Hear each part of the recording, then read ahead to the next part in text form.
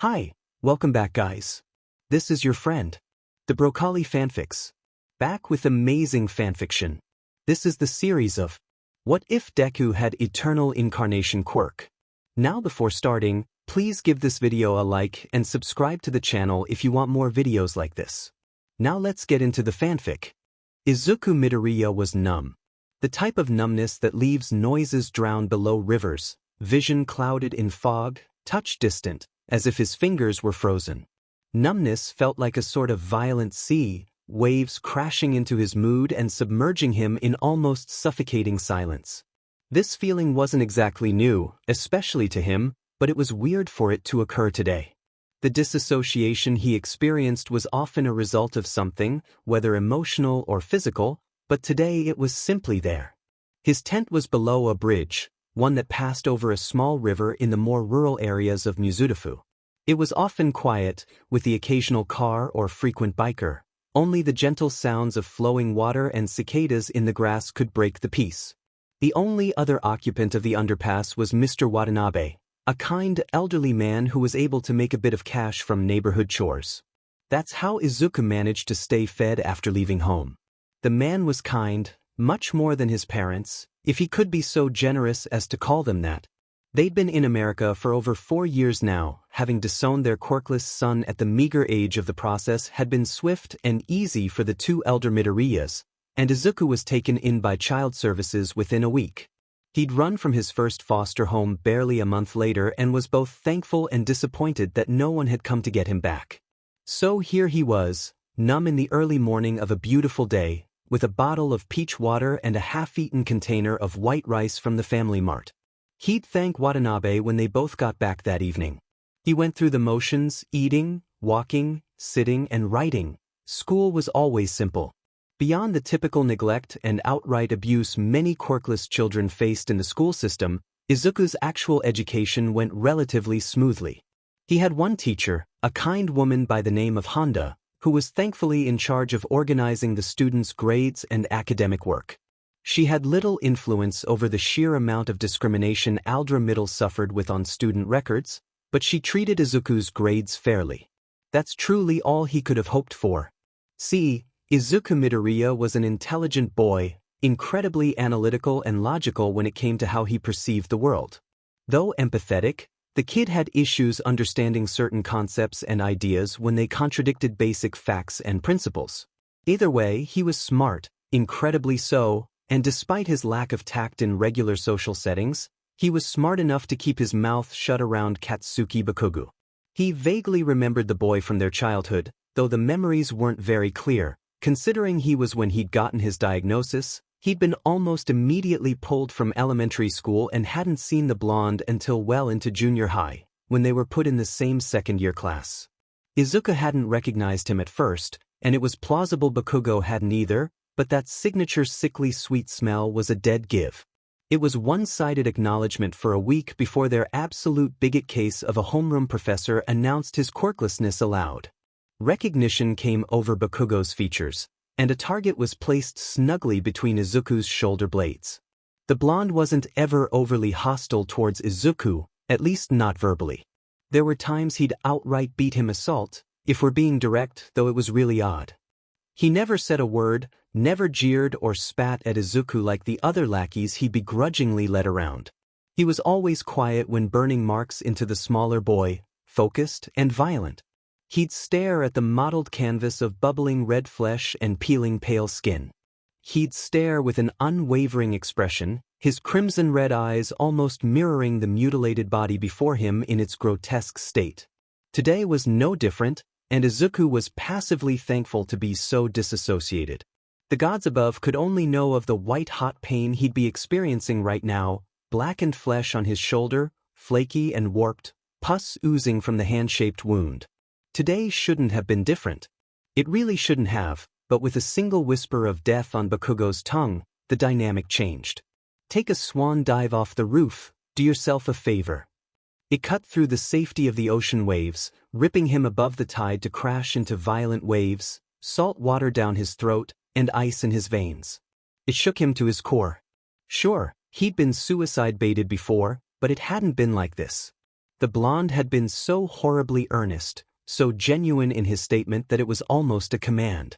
He'd never been affected by people's words before, but when submerged back beneath the water, with numbness so deep in his bones he couldn't feel the ground beneath his feet, he could do nothing but take it. Take it as thick green mucus filled his lungs, resigned to clawing out of nothing but human instinct at the villain's slimy green flesh. He couldn't breathe. He didn't mind. He didn't care when All Might, an older favorite of his and the #1 hero, was the one to rescue him.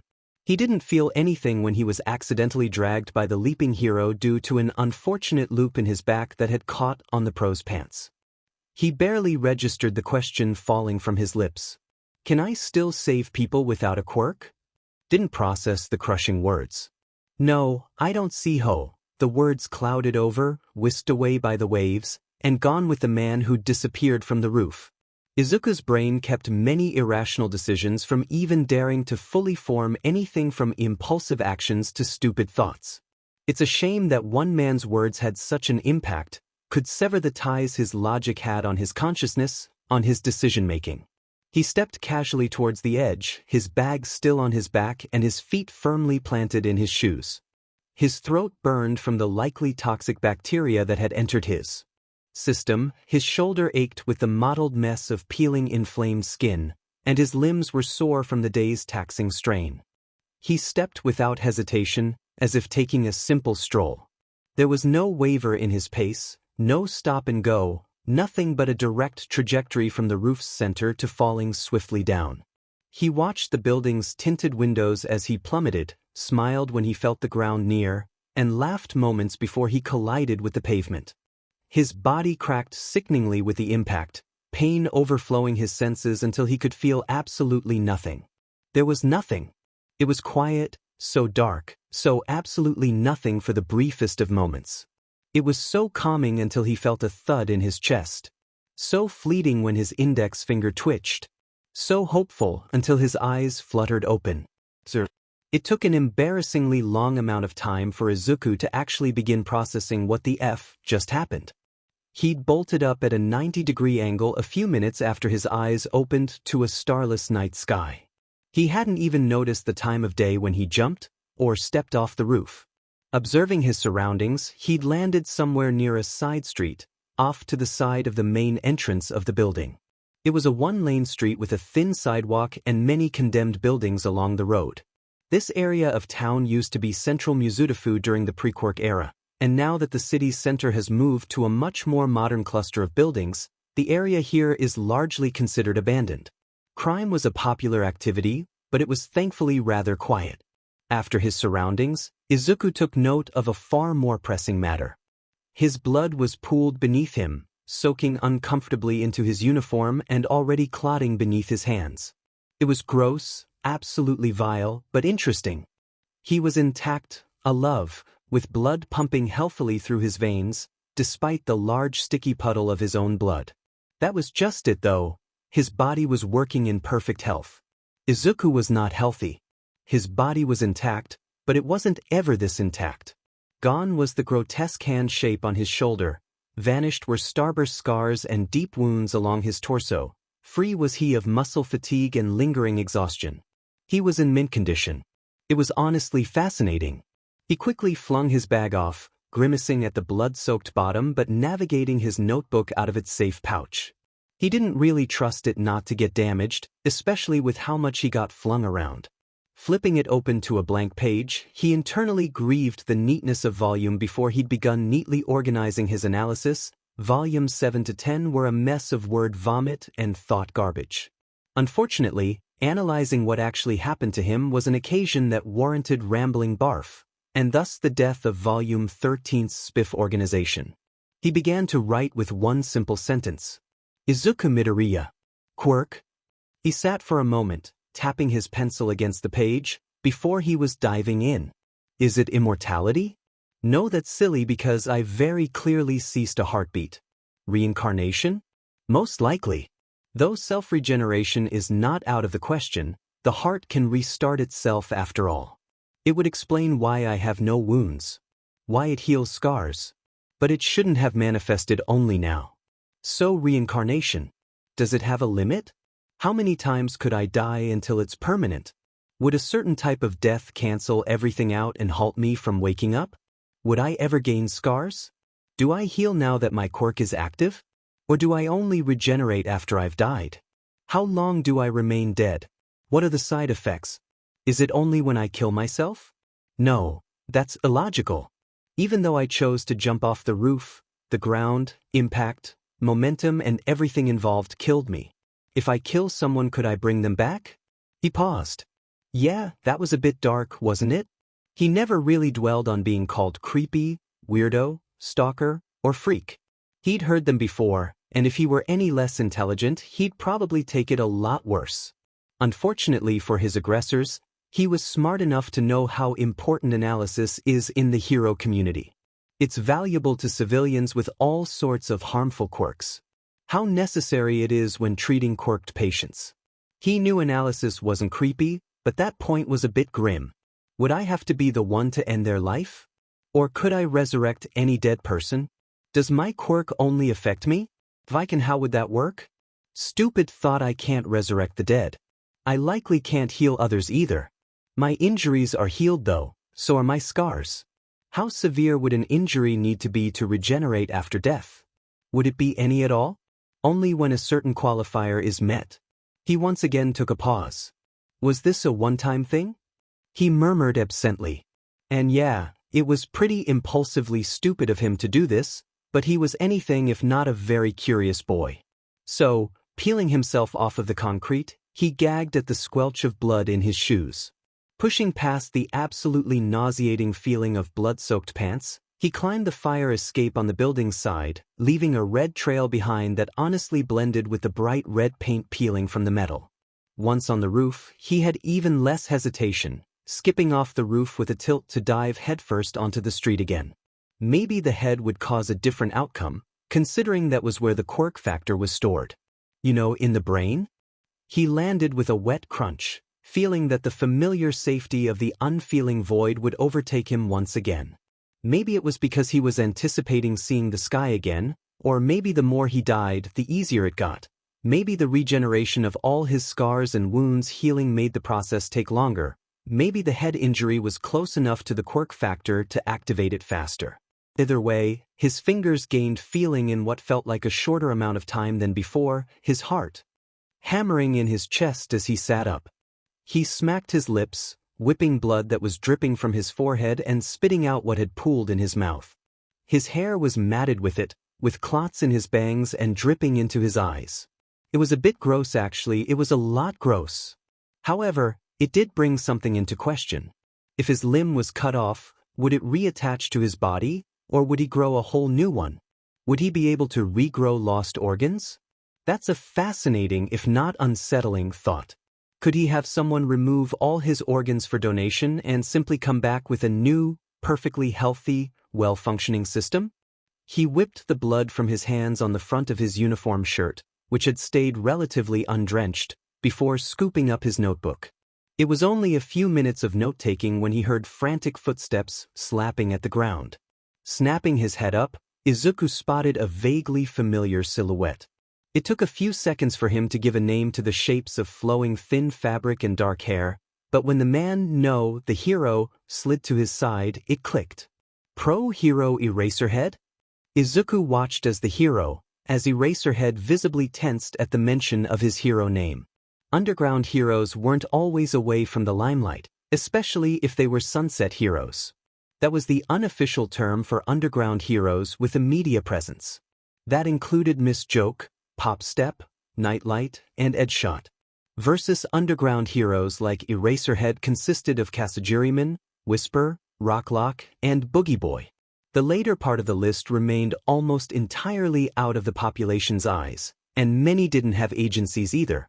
Independent heroes, while not unheard of in limelight, were often reserved for the underground scene due to their nature. Instead of an agency paying their wages, unders, a name given by those unfortunate enough to rely on them in their communities, are paid directly from the government, in accordance with their cases and patrols. It's complicated, and one of the reasons Izuku swore off hero accounting while searching for alternate heroic careers. So, in short, Izuku fully understood Eraserhead's surprise. He rarely gave his heroes names to civilians he saved, and when he does, those civilians are usually too distressed to remember much about him. Well, from what Izuku's heard, he's part of a small subforum dedicated to him, one within an underground hero fan community. So, of course, being his favorite hero, Izuku was immediately alight with excitement. Unfortunately, it seemed any nerd out would have to wait because the pro was currently attempting to ask Izuku questions about the gargantuan amount of blood, and Izuku, stupidly, wasn't responding. Sorry, repeat all of those questions. He chuckled sheepishly, staring up at the pro, who'd snapped his jaw shut when the kid actually responded. With a grunt, he started again. Are you hurt? Was the simple first question. Which was odd. Usually, one would ask, what happened, but this was an easier question to answer. Luckily, no, I'm actually feeling better than I have in years, he said, standing up in the pool to shake his limbs. It dripped more into his shoes and squelched rather loudly, making both of them wince. Though I understand the confusion, he tacked on. Eraserhead had a set jaw, concern etched into the skin around his eyes, but brows set in a harsh pull. He pushed his goggles, terribly designed, really, onto his head before asking Izuku another question. Is this your blood, kid? He asked in an even tone. Izuku snorted, yes, it is. Don't worry, I'm not another child killer, he assured, waving off the notion as he grabbed his bag. It dripped, and he shook the sack to get any buildup off. Slightly bloody was better than soaked. But what were you doing in a pile of your own blood? The hero questioned further. Izuku wondered if he had this no-nonsense tone with all the civilians he encountered or if Izuku was just special. Killing myself, actually, he answered simply, throwing the straps over his shoulders. He winced after a second because that was really poor tact. I'm okay now, though, clearly. He looked at the hero, whose scarlet eyes had widened just a bit. I swear it won't happen again, guarantee it, actually. The hero stood up himself, hiding the lower half of his face in the gray scarf he always wore. You can't actually guarantee that, he pointed out bluntly. Izuku shrugged. I mean, you aren't wrong. He huffed, beginning to walk out of the side street, but I can guarantee with at least 50% accuracy that it won't kill me. He compromised, though the argument was weak even to his own ears. Which says a lot, because if this is a quirk, and if it does prevent death, the fact he's only half sure means the intelligent hero is likely even less convinced. Said man followed Izuku onto the main road, still relatively deserted but not outright empty like the side street. I have to bring you to the station, you know. It's procedure to inform a parent or guardian of a suicide attempt since it's illegal, for some reason. He grumbled out, eyeing Izuku as if to dare him to attempt an escape. He won't Sorry, I'm disowned. Not parents to speak of, Mr. Eraserhead, sir, he joked, but stopped to allow the pro to walk in front, in the direction of the precinct. No foster home? Shelter? Eraserhead asked over his shoulder, how old are you anyway? Izuku upped his pace, feeling gross having to basically jog in half-dry pants. It was starting to overstimulate him a bit. It was nothing he wasn't overly used to masking. He eventually stepped up beside the taller man and evened his pace. Ran away from my first and only foster home I'm 15 now. He answered simply. Your caseworker didn't file anything? Izuku snorted, I'm quirkless. Well, legally, I guess after today, I'm not so sure that's true. He mused. The hero just hummed, a curious glint dancing in his eyes. The walk was silent from there, with Izuku pulling uncomfortably at his pant legs and the hero remaining vigilant for any activity. Why they were walking, Izuku didn't actually know, but it was nicer than sitting in the back of a cop car. Sir, Naomasa should have known it wouldn't be a slow night. He was a detective in the middle of Mizuta Tokyo, working with heroes like Eraserhead, Whisper, and Pop Step. He didn't get easy nights. Unfortunately, common sense didn't alleviate headaches, and the migraine that Eraserhead brought into the station today was in the shape of a teenage boy. So, your name is Izuku Midoriya? He asked, adjusting the recorder he'd informed all parties about. Eraser was sitting in the corner of the room, while the boy was in front of him. He was looking worse for wear blood-soaked clothes, matted green hair, dirt all over. The blood was a more pressing matter, but the kid had said it was his own. Naomasa would confirm that, but for now he'd take his word for it. Especially with Eraserhead here. Yeah, true, but Izuku is fine. The detective nodded, writing quickly. How old are you? 15. True. Quirk. No clue. True. He frowned. Excuse me? You're excused, the kid grinned before sheepishly clearing his throat. Sorry, well, I'm quirkless on paper, true, but I'm not so sure I am anymore. True. The man leaned back in his chair with a huff. All right, and why do you say that? Well, I tried to kill myself. I felt the whole heart-stopping thing, then I wasn't dead. True, then I tried again to see if it was a fluke, and I woke up again. True. He took a deep breath. Okay, so legally you're quirkless. Is that the reason you tried to end your life? The kid, Izuku shrugged. Yes and no, it was sort of spur of the moment. True. He admitted. Naomasa clicked his pen a few times before writing this down and continuing the interview. Therapy wasn't his job, but he could certainly recommend it. Sir. It took an hour for the entire statement process to be over, and an extra 45 minutes when Eraserhead was giving his own.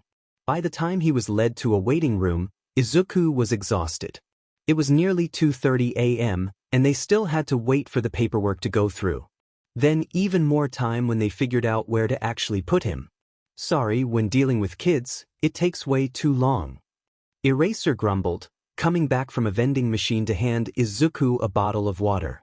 The hero cracked open his canned coffee and slumped into the chair beside him. Thanks. He smiled, uncapping the bright packaging and relishing the cool water down his throat. It wasn't anything like suffocating on human sludge or the familiar burn of salty ocean water. It was nice.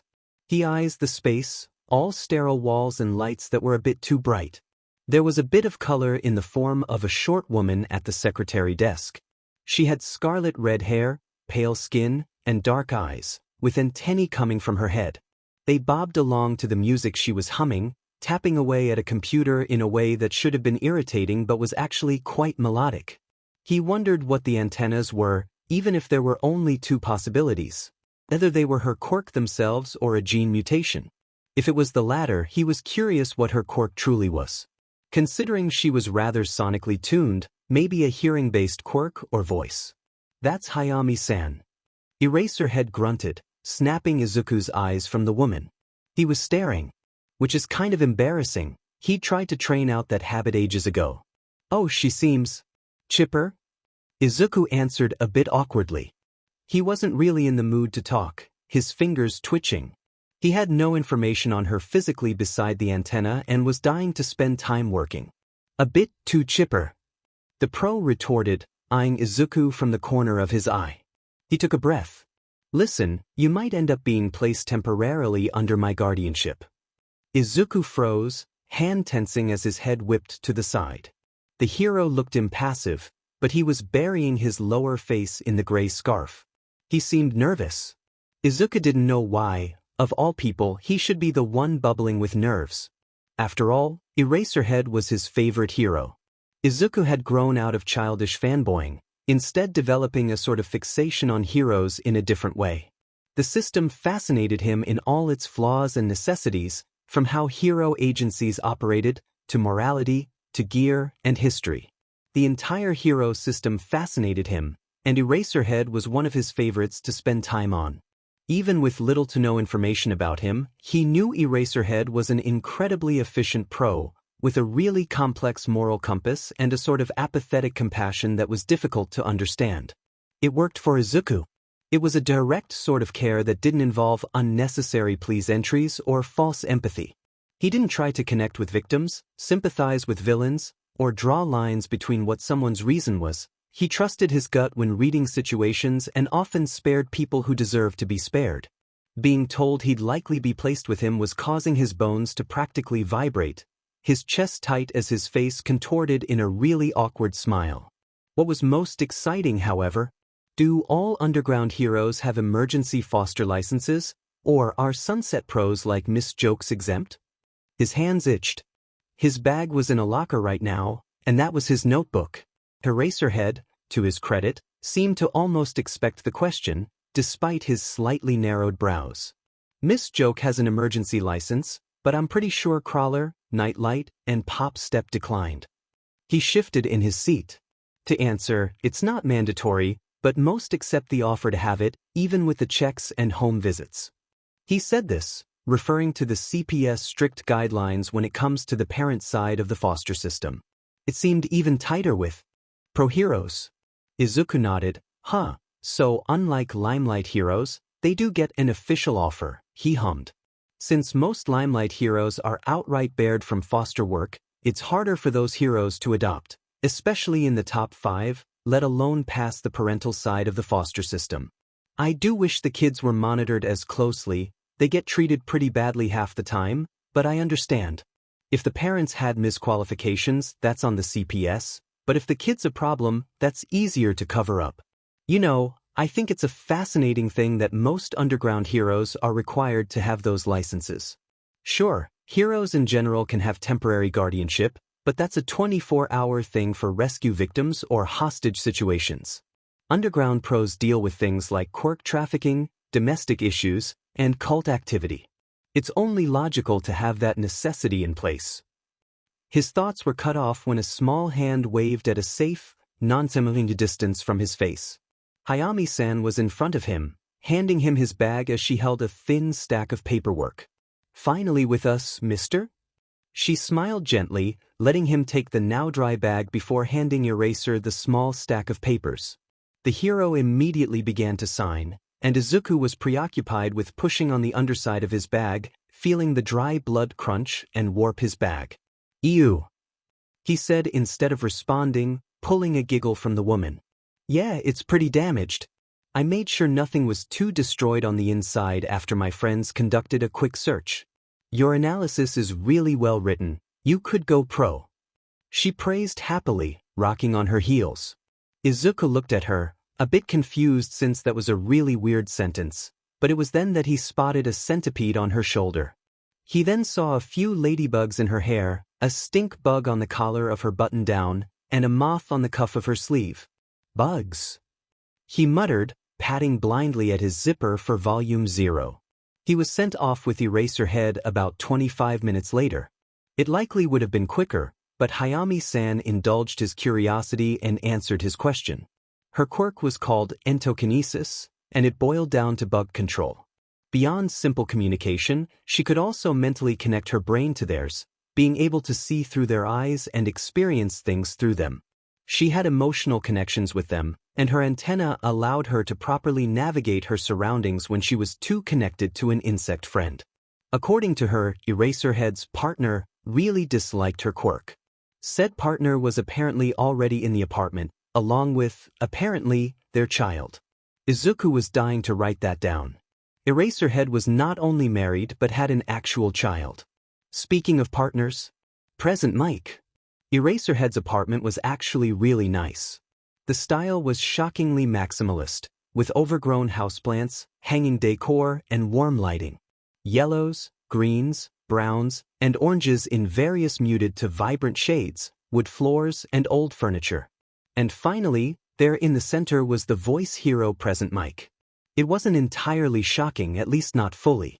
Anyone who'd have the patience as a homeless kid to sit outside electronic stores for Sports Fest reruns would know that students Aizawa Shoyuta and Hisashi Yamada were close, alongside Tatami Shinso and Shirakumo Oboro.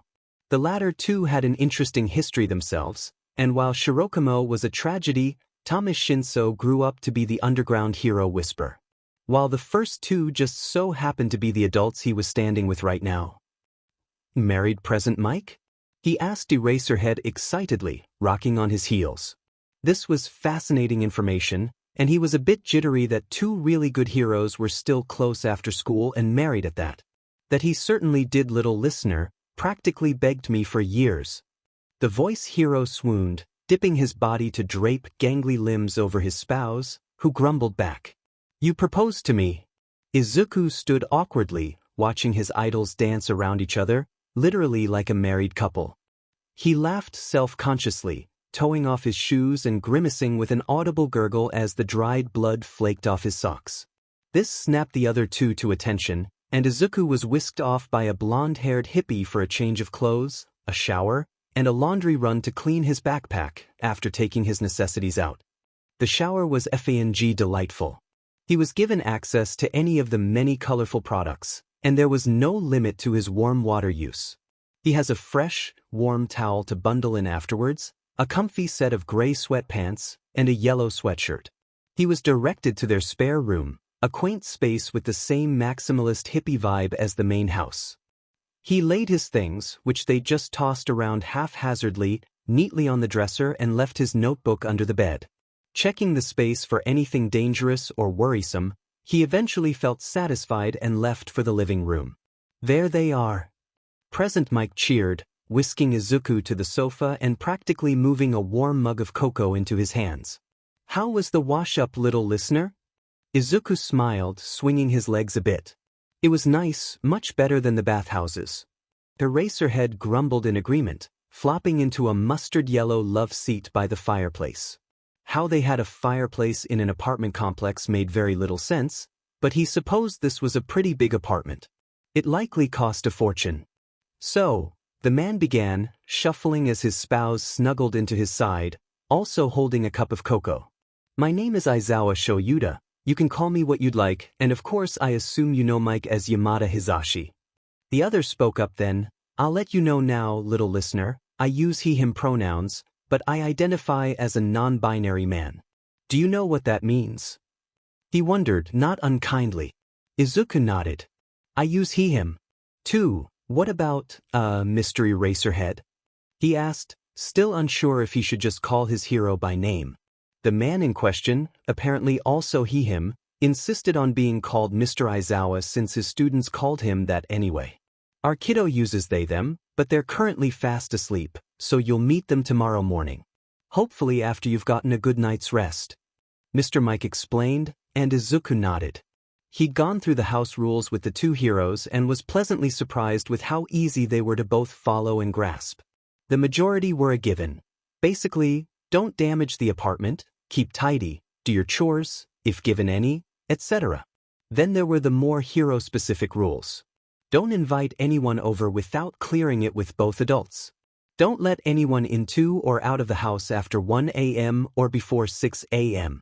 Always speak while facing present Mike. He doesn't always wear his hearing aids at home and may have to read your lips. Don't speak to Eraserhead after his patrols until he's taken off his goggles. He gets stuck in work mode and may attack you if startled. There were a few more, but they were small rules like turning off lights before leaving the room or something. He'd written them all down in one of his plain notebooks. He had access to lots of them through Aldra's school supply, which Miss Honda allowed him to stock up on for free. His hero analysis books were the green ones, and any other would be labeled on the gray ones. He'd started a new one to document his time here and to act as a reference for the new lifestyle. Growing up homeless instilled habits in you that he knew weren't necessary when living in a home. If he were someone else, he'd likely have a much harder time breaking these habits, but he was used to adapting. Crawling into the quilted sheets of the spare room, he almost instantly drifted off into a pleasant sleep, exhausted from the day's events, of course. He was also never granted the privilege of such a welcoming and comfortable bed to sleep in. It was nice, sir. The next few days were hectic, very hectic, actually. The first thing that occurred was his removal from Aldra Middle. He hadn't given them many details on his schooling, but either way, he was moved to the same middle school as Neito. Neito Ayama, previously Monoma, the only child of the pro-heroes present Mike and Eraserhead, and a DMN near insufferable flatmate. Don't get him wrong, Izuku actually really liked this kid, but they were very difficult to fully coexist with. Not only was Neito extremely high maintenance and well spoiled, they were also annoyingly humble about it. It made their seemingly privileged and entitled behavior all the more frustrating since they were clearly self-aware and respectful of the things around them, despite their cocky attitude. It sparked that bitter part of Izuku, the part that Mr. Watanabe had been sure to keep Izuku aware of but never fed. The old man had been incredibly important in Izuku's upbringing, at least morally, and it pained him to admit he was having trouble staying grateful after watching this blonde kid live such a wonderful life. Speaking of Mr. Watanabe, though, Izuku was pretty hasty to inform him of the whole living situation change.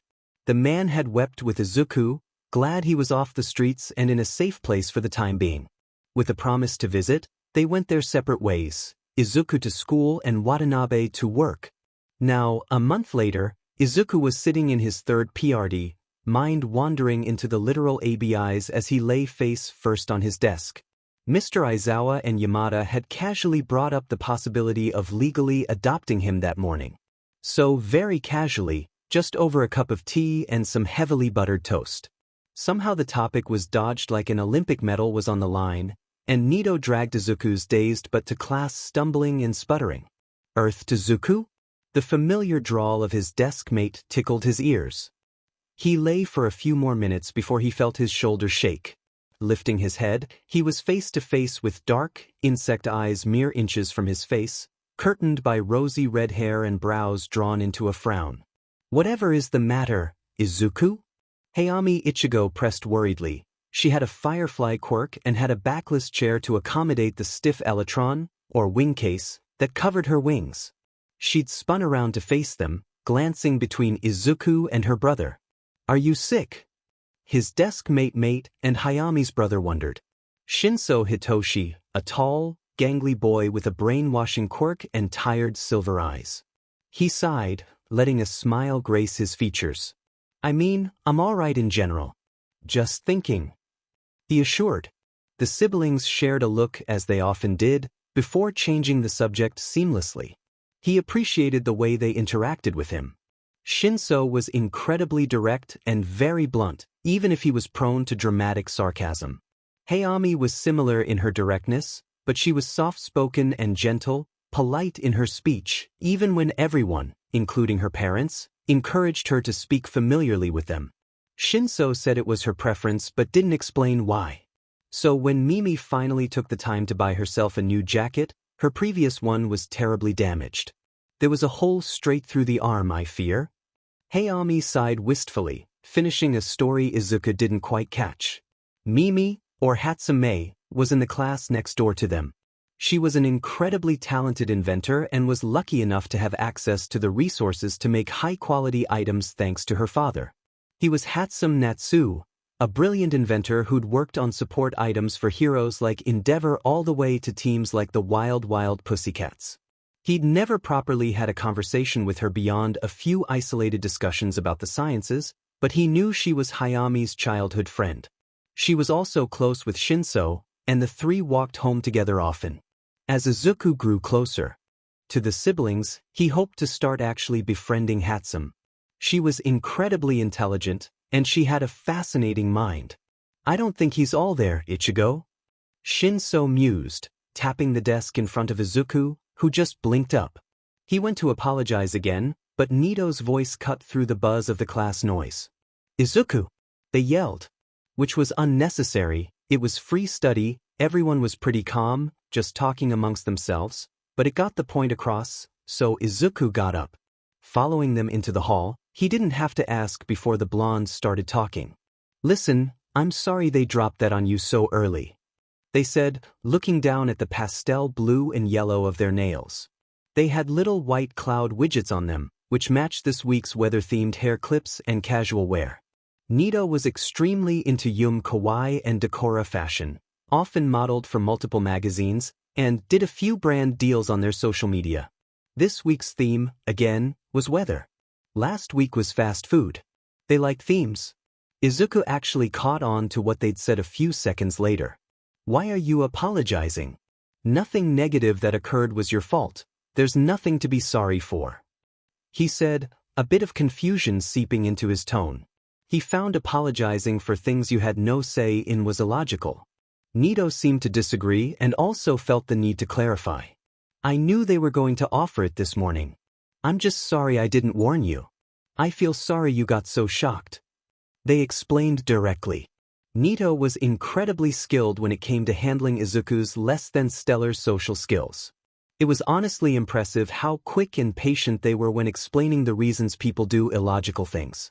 According to them, it often boils down to emotion, empathy, or a sense of morality. However, societal expectations and norms also play a confusing role.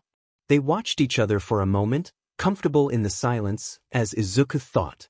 I guess when you put it like that, well, I appreciate the apology, even if it's not for anything substantial, he chuckled, pleased to see the tension leave Neito's shoulders. Okay, cool. So, you think you'll accept the offer? They asked, spinning on their heels to lean against the wall. The building was a colorful mix of beige, purple, and yellow in its paint, uniforms, and logo.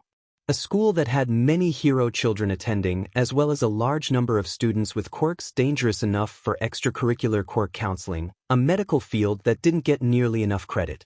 Because of this, the rules were extremely tight when it came to some things, but the education process was very flexible, as was much of the curriculum. This made the two of them meeting in this hall possible, if not strict in where they could wander. They liked knowing where the students were.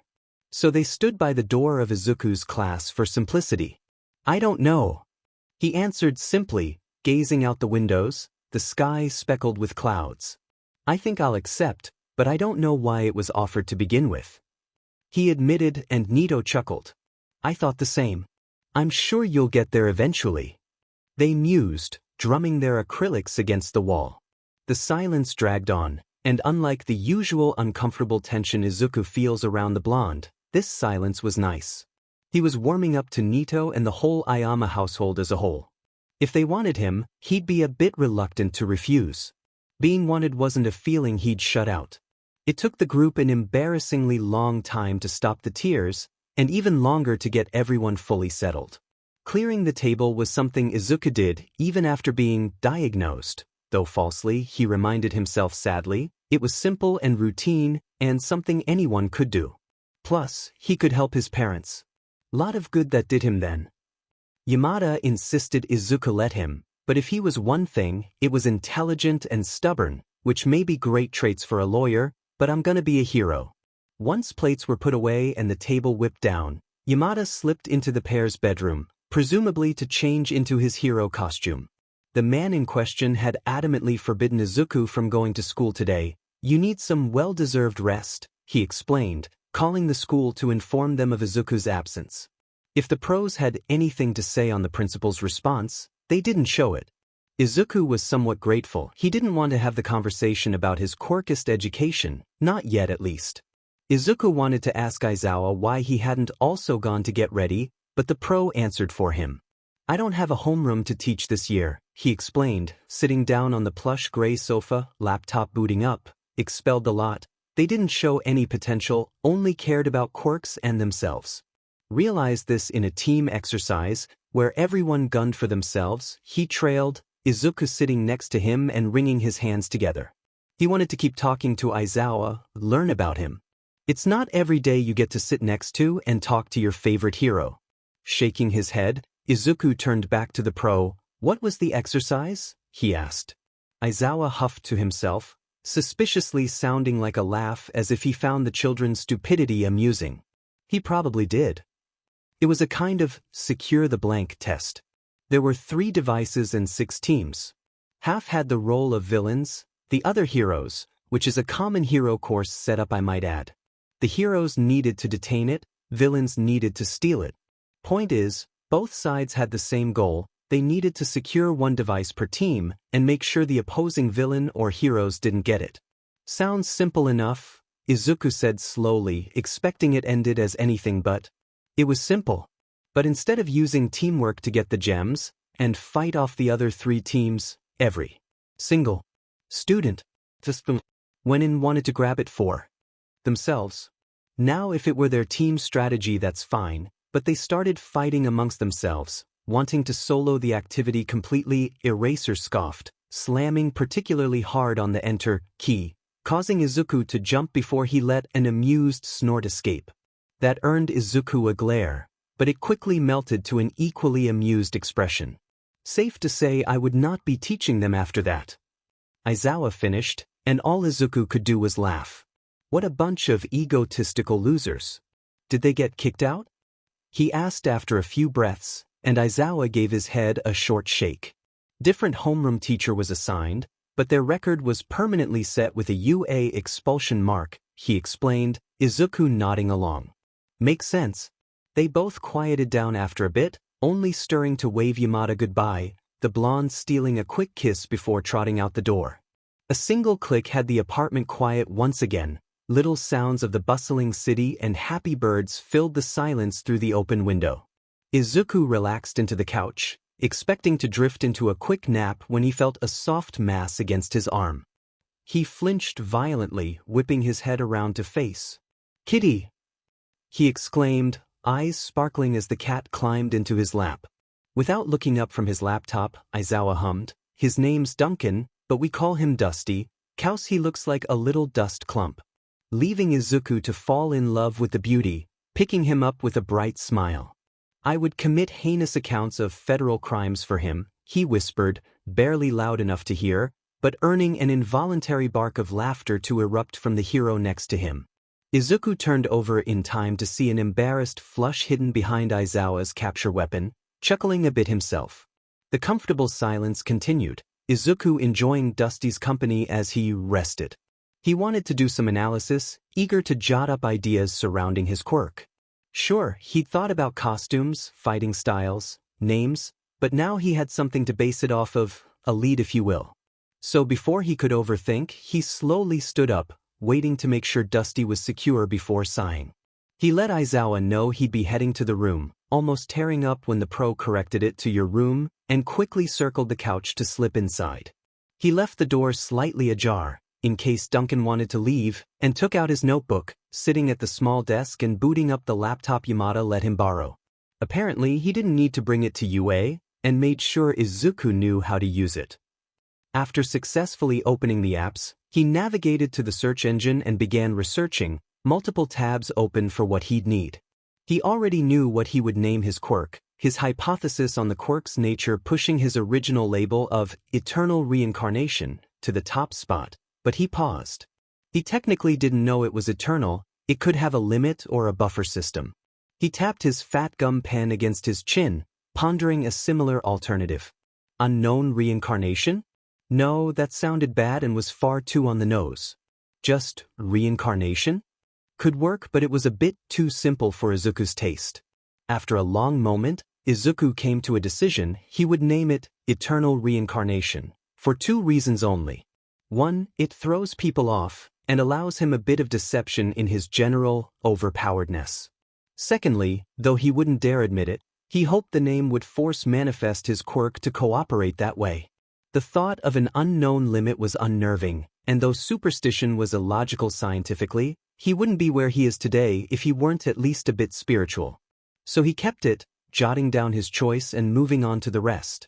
It would take a bit, but he had time. So, with Dusty settled in his lap and plenty of time to spare, he got to work. 0. Once the sky had long since passed its midday point, his clean quirk analysis was complete. He yawned, drained from the work as he stretched. The satisfying clicks of his bones earned him a smile, and a quick glance at the time informed him it was 3:47 p.m. Jeepers. Around lunch, Shoyuta had called him out to eat, and they discussed the two pros' schedules quite a bit. He chuckled at the memory of lunch, amused how sandwiches were so hard to make. Aizawa had burnt the toast 3 separate times, and vegetables had rolled off the counter far too many to count, but they'd done it. Apparently, Yamada got home around 7. Mike co-hosted Put Your Hands Up Radio with a pro named Lost Boy. Izuku enjoyed the station no matter who hosted, and Lost Boy was certainly entertaining. His humor was always suspiciously young and hit quite well with the kids. He knew most older folks listening in preferred Mike, his charisma fit for people of all ages, but Lost Boy had a special place in Izuku's heart. For one, the pro had a body covered in moss. Some people speculated his body had moss-based body hair, but Izuku had always known better. With simple digging, it was clear it reacted to the sun. Lost Boy's body most likely has the heightened qualities that surfaces in the forest held to be able to grow moss. It was one of the first full theories Izuku had developed at the ripe age of 8, and was also his first theory to be confirmed. He'd been overjoyed when a caller had asked, and borderline ecstatic when the hero had confirmed he'd been right. He wished he could have been loud, but his parents were home and he didn't want them to leave for a hotel again. The last time that had happened was not very pleasant. Point is, he knew the general days Yamada would be home late, show days he logged off around 7:10, and the drive home was only about 15 minutes, so 7:30 was his usual leeway time when asked. He also learned that Sho Yuta went in to teach the class he'd expelled twice a week, mandatory hero ethics replacing the 2 days of combat training.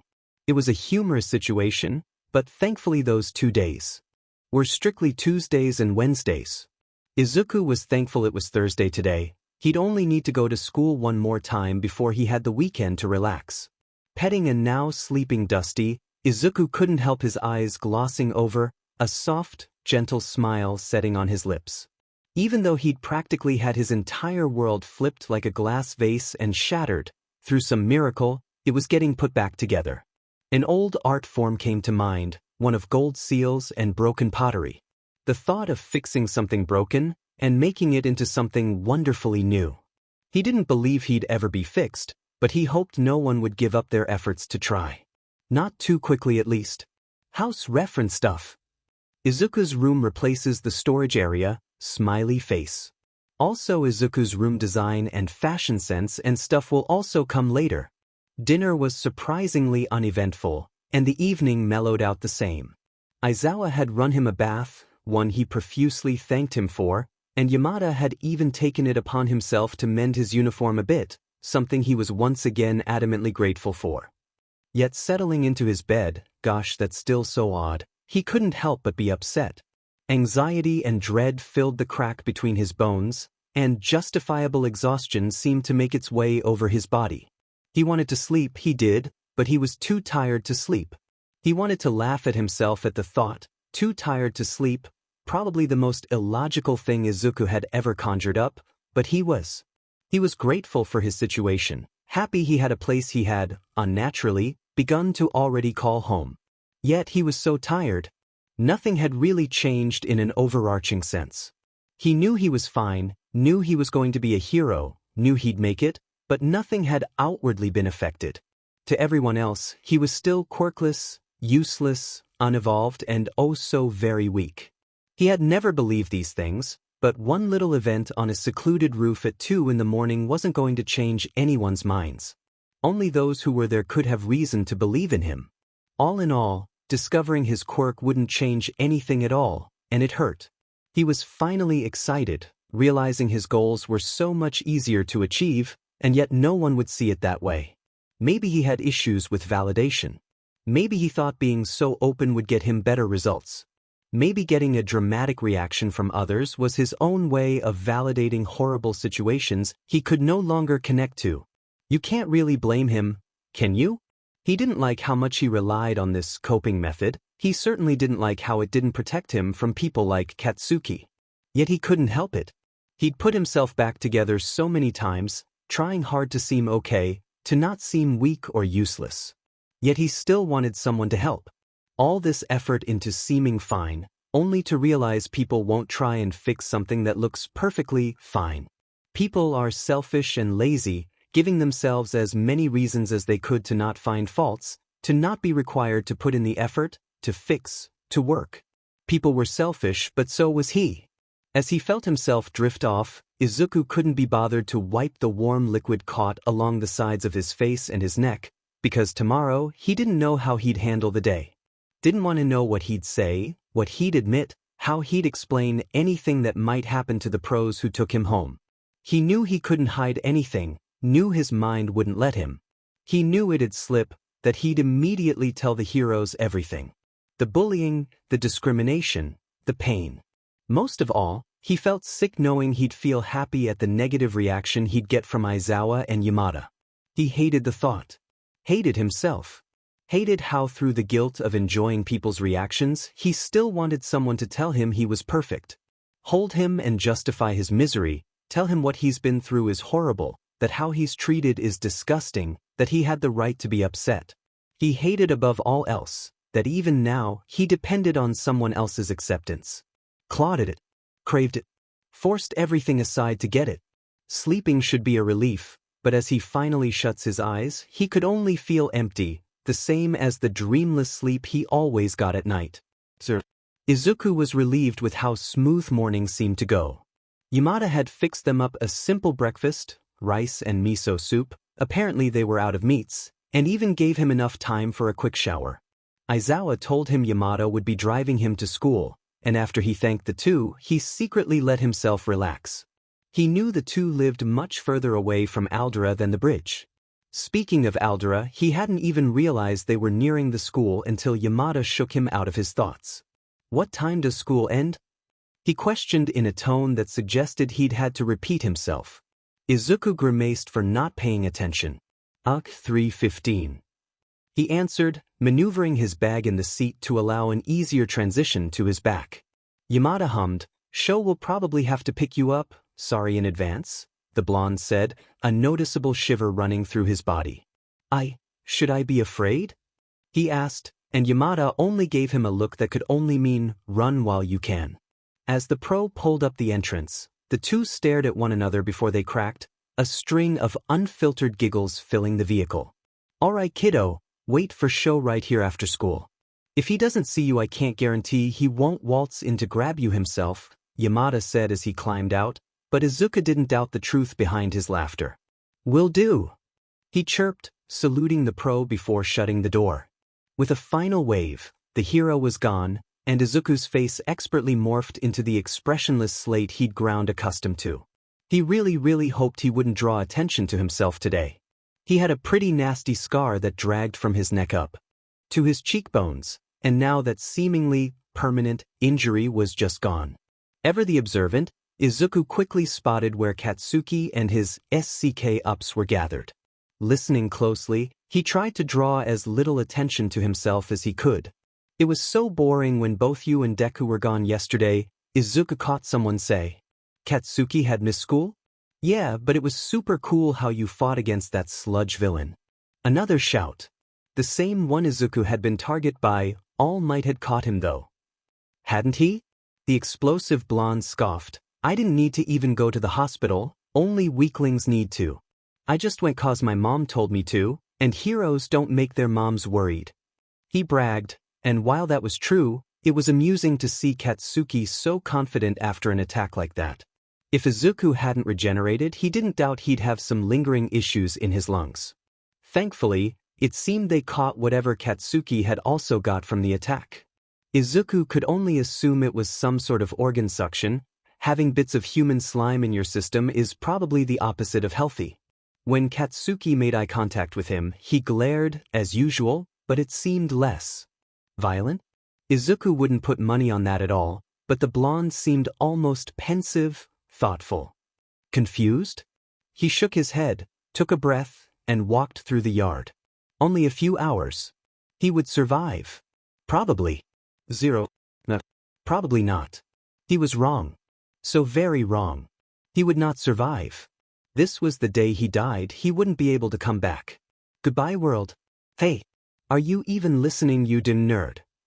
Katsuki growled, a quirk-powered fist cracking the wall next to Izuku's head. Izuku nodded quickly, face remaining equally as blank as it was that morning. He didn't want to be here. Why had Katsuki dragged him out? Without his lackeys? Did he not want any witnesses? What was this even about? School was over, Aizawa would be waiting and then cause a scene trying to find him. The blonde hadn't said anything to Izuku all day. Was he waiting for something? Katsuki let out a horrific mix of a growl and a huff. Izuku could practically see the smoke filtering through his nostrils. "You better be, I own your pathetic attention. So listen closely, you disgusting nerd. What the FCK were you doing this morning, huh?" But what had he done? He could usually form some sort of logical connection between his behavior and Katsuki's outburst, but not only had they basically not interacted at all today, but no one had. He'd sat where he was supposed to and did what he had to, nothing more, nothing less. So what had he done to give Katsuki his usual impression? Did the blonde develop a new irrational reason to believe his superiority is being challenged? Well, you speak when someone superior asks you a DMN question.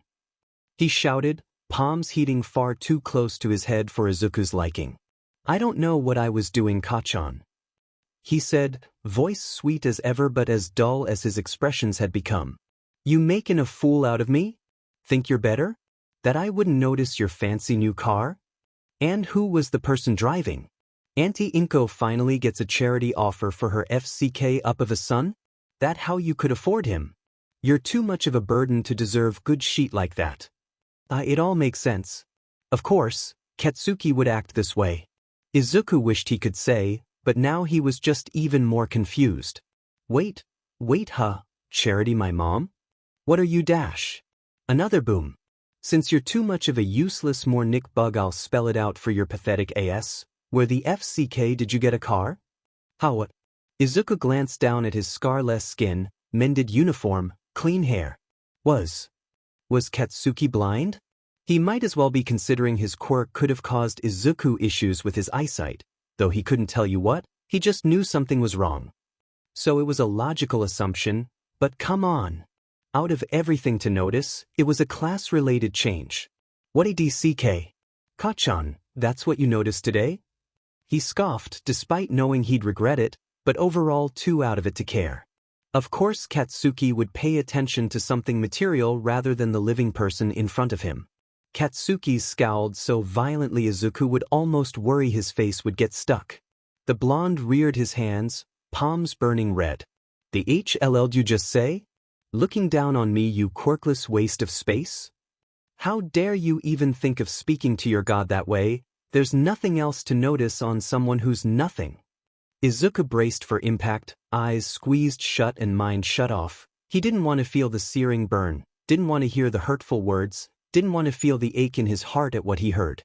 Izuku hated what Katsuki thought of him. He hated how broken he'd become from the world around him. Izuku hated that he couldn't save him. Yet, the burn didn't come. Instead of unbearable pain, he heard a strangled scream, clawing and struggling, all of which a tad too far to be near him, with a distinct lack of explosions. Cracking an eye open, his eyes trailed over a restrained Katsuki, strips of fabric holding him. Stuck between crying from relief and anxious at how the scene undoubtedly looks, he glanced towards a very angry Aizawa. Mind telling me how you got in this situation, you med problem child? 0. Shoyuta wasn't expecting the kid to be where he was supposed to be, but it was still inconvenient. He really didn't want to be at this dump of a school longer than he had to, but alas the universe had other plans. After finding a secure place to park, he walked up to the gates, promptly ignoring the strange looks from the middle school brats wondering about. He needed to find the kid. The sooner they got home the sooner he could make himself a coffee, and the sooner he drank his coffee the sooner he could go on patrol. Walking through the gates, his vigilance immediately spiked. If being an underground hero was good for many things, parental instincts aren't one he expected. Not that he's complaining, the kid was adaptable, that's for sure. He glanced around, picking up on conversation, and he looked. He wished he hadn't. All across the yard, groups of spoiled middle schoolers talked amongst themselves about something that made Shuta's stomach turn. Talk about Izuku, his kid, being dragged away by some swipe named Bakugo. Worst of all, he focused on a particular group, complaining how they weren't invited. The group laughed, and it took everything Shoyuta had to not commit several acts of premeditated murder that day. He instead stormed over to the group. Quirk active and a disappointingly low level of satisfaction along with the flinch from the kids. Where is Izuku? He didn't phrase it as a question, tone cold and hero license dangling loosely from his hand. If you don't cooperate, I have the right to make an arrest. Choose your words wisely. Sure, it was harsh, but he had a thin temper and a kid to take home. Thankfully, it didn't take much convincing, and he barely stayed long enough for some kid with stretching fingers to point him away. He expected Izuku to be in a lot of situations, but about to be singed and beat was not one of them. He didn't give himself time to think before his quirk was active and the boy was restrained, thrashing and screaming like a rabid dog. What the FCK? Mind telling me how you got in this situation, you med problem child? He grits out, glaring daggers at the back of this Bakugo kid's head. I mean Aizawa, I'm sorry I wasn't at the corner in time, but this really isn't what it looks like. He pleaded. Izuku was trembling, thin tears making a slow descent down his cheeks, yet he was worried about being late. On top of that, he seemed to be almost defending the basket case still firmly restrained in his capture weapon. He couldn't blame the poor kid. In his mind, he most likely thought that being late was worse than being assaulted behind a building. Still didn't make it right or justifiable at all. That's not my issues, kid. Who the hell is this? Shoyuta said, deciding to leave the kid's mental state for a later date. Me? Who the FCK are you, old man? Some homeless geezer with a fabric quirk or some sheet? You can't use your quirk on a kid, especially not a kid better than you'll ever be. The kid was now glaring right at him, and Shoyuta wouldn't even be surprised if the kid began to foam at the mouth. So he glared right back. Actually, I can. I'm a pro hero, and I have a right to use my quirk against villains, he spat, feigning ignorance to the obvious flinch Izuku got at his words. The kid seemed even angrier, if that was possible, and didn't hesitate to activate his quirk at harmful levels when Shoyuta blinked. The pro quickly reactivated his quirk, as to not cause a scene and to prevent the kid from accidentally hurting himself, which he seemed almost blind to. Shoyuta caught sight of Tender Fresh where his quirk had undoubtedly burnt his wrists and arms. I'm not a F-King villain, you moronic insignificant old beady. I'm going to be a hero, and I'm gonna be the king of all the pathetic wimps who call themselves heroes. Why you aren't even a pro, I've never effing heard of you. You have the F-King audacity to talk to me that way when there's a quirkless waste of air right there? He needs to be disposed of.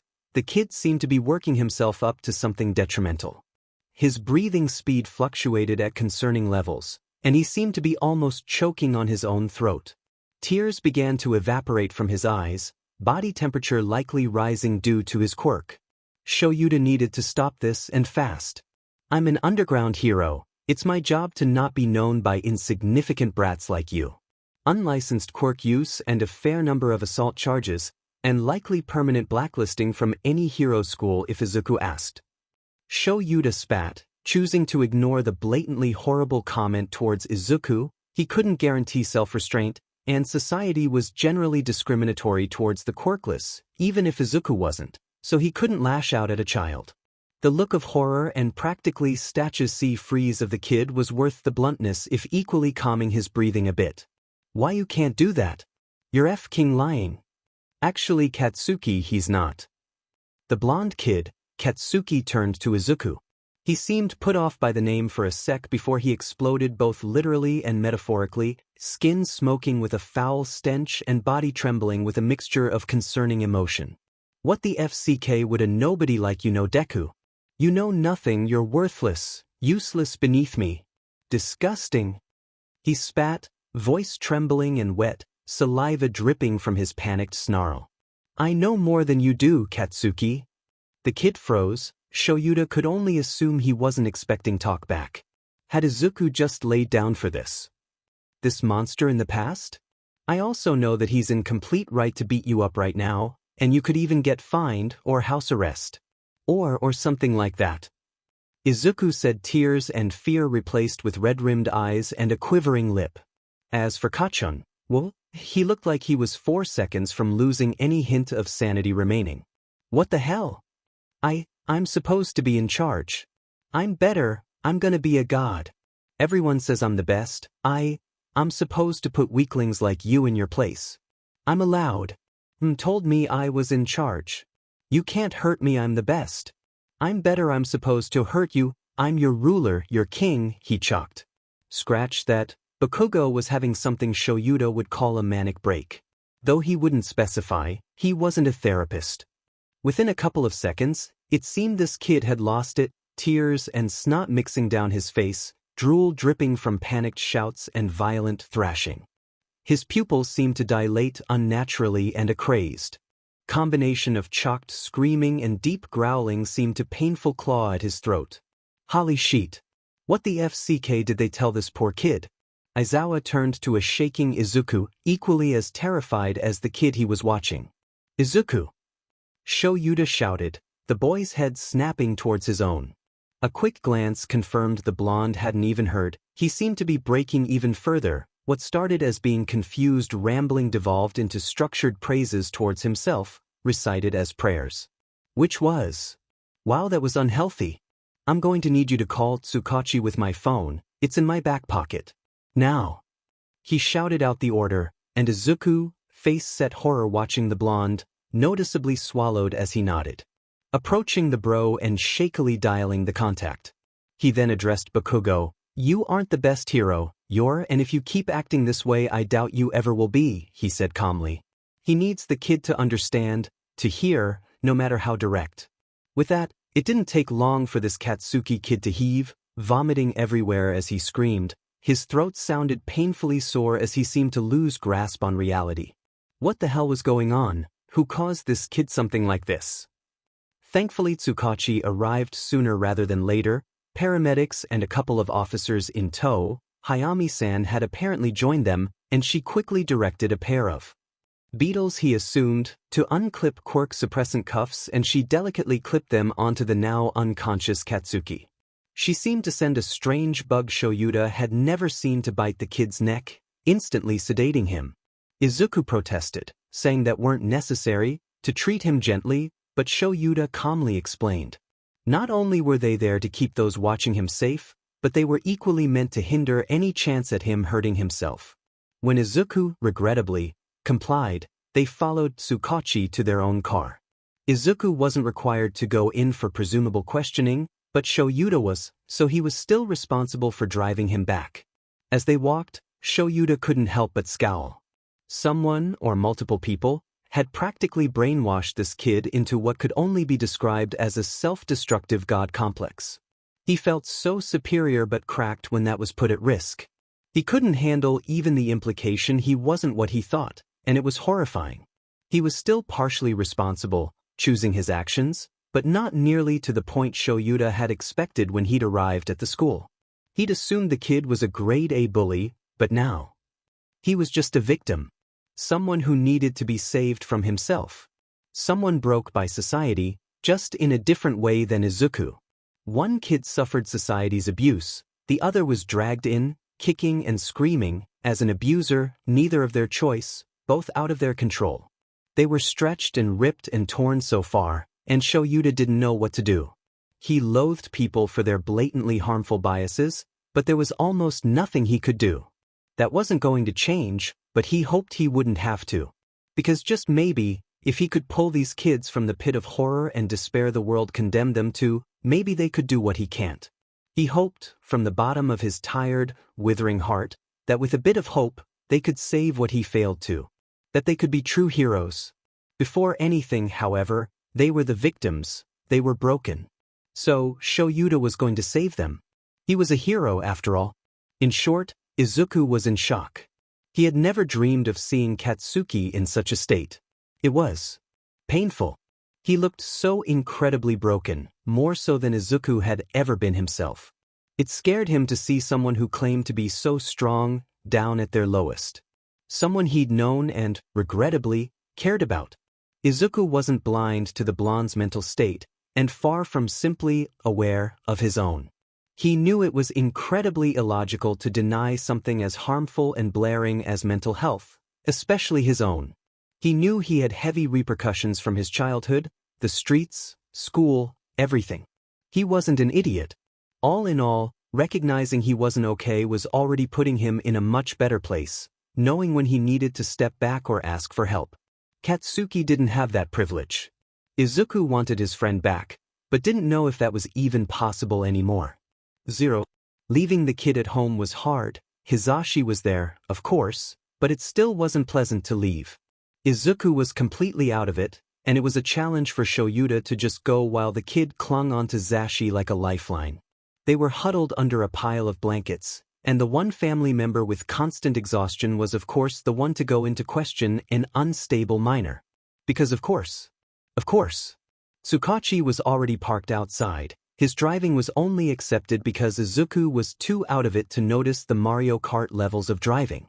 He groaned, climbing through the door and crossing his arms with a huff, ignoring the sympathetic look his friend gave him. No need to get all huffy, this is for those kids, we have to help them, right? Tsukauchi asked, earning a glare from Shoyuta before his head buried into his capture weapon. Well, you don't need to pout about it, the detective chuckled, the mood lighting ever so slightly. Not pouting, Shoyuta groaned, watching as a few street lamps began to flicker to life. Sure, another chuckle.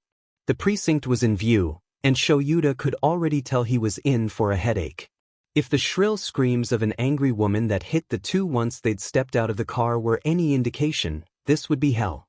They walked in to see a very aggressive woman with familiar spiked blonde hair and matching scowl.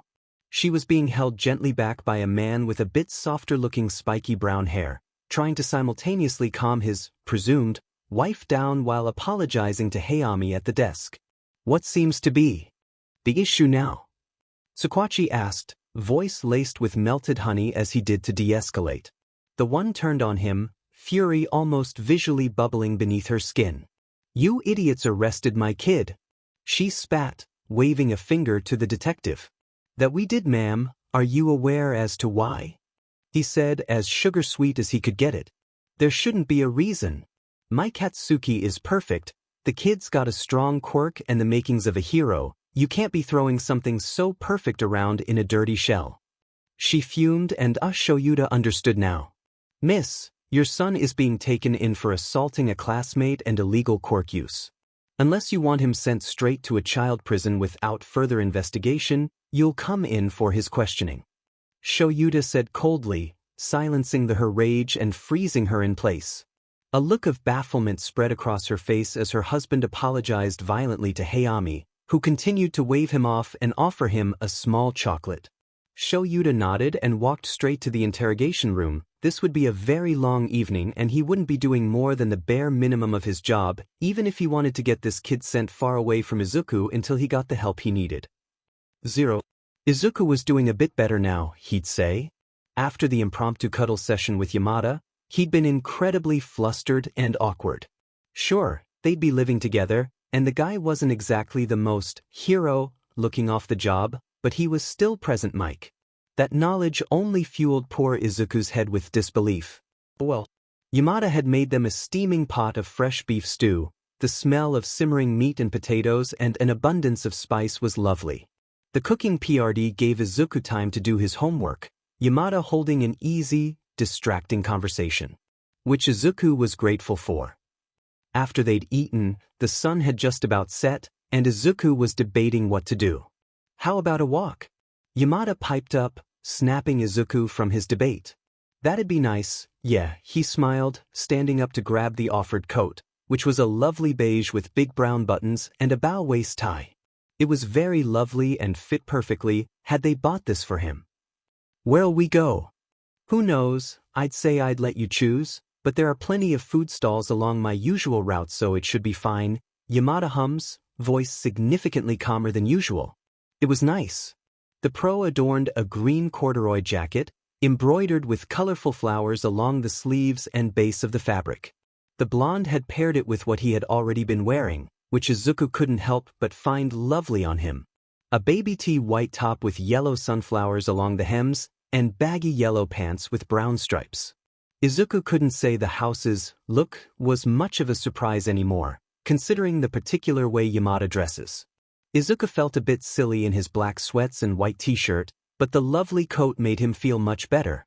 He didn't realize the look was something he'd be entirely fond of, but it really was quite cute.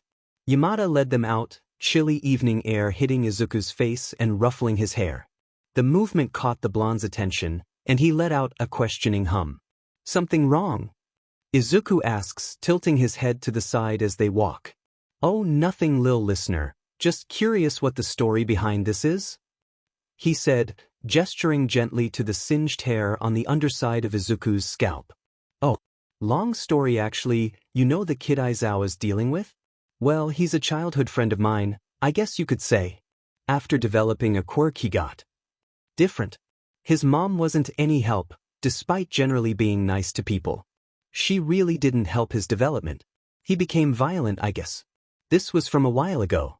Before I died a few days ago, I had this gnarly scar on the back of my neck, and my hair, and its roots, got super damaged. It won't regrow, so I'm stuck with good ol' crispy locks, he chuckled, telling the story as it was. Yamada pouted, that's horrible. Who'd do such a thing to someone as sweet as you? Ugh. The hero scoffed again, throwing his hands up. Izuku giggled. You're funny? I know, Yamada said, flicking his hair dramatically as the two laughed.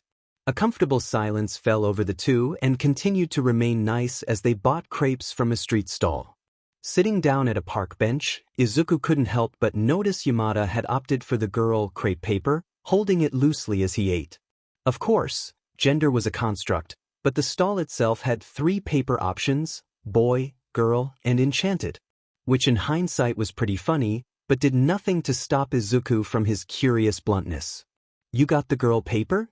Izuku asked, wincing at the lackluster phrasing, and not that it's a bad thing.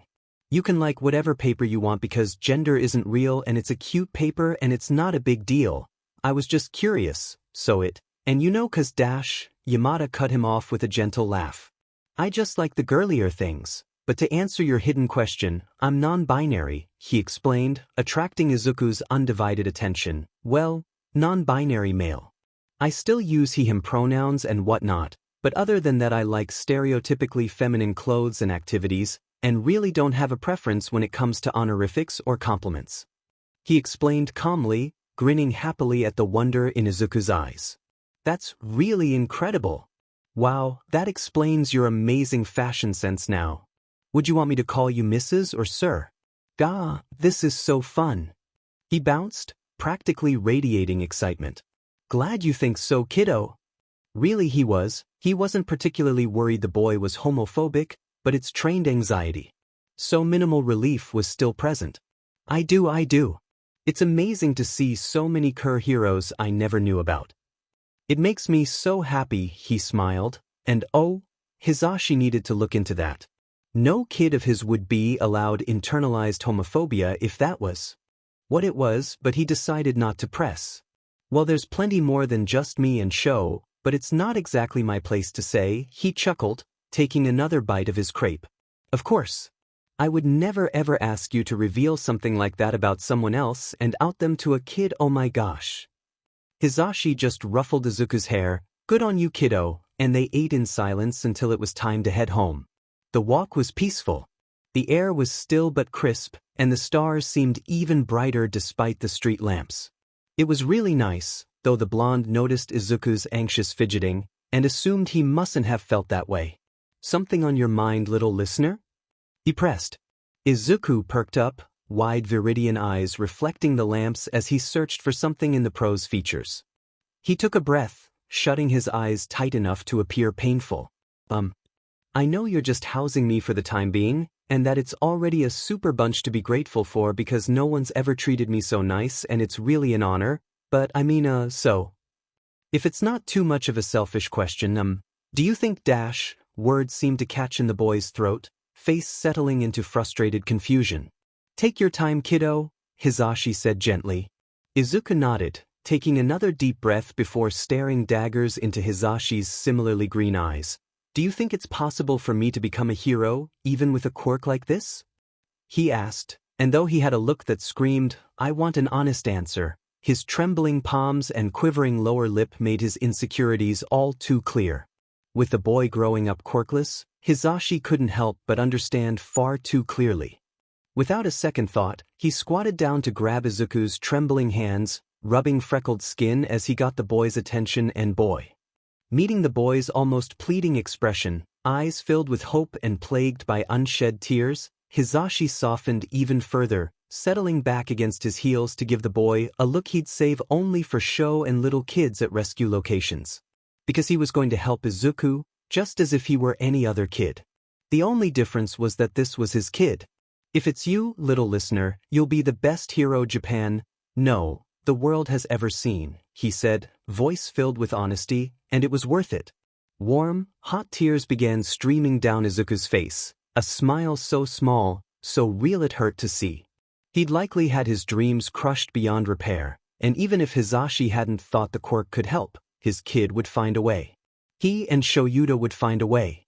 Izuku will be a hero. Izuku choked, voice breaking as he sobbed, loud and raw. He rammed into Hisashi, arms wrapped so tight around the blonde he'd be afraid of breaking if the kid wasn't so frail.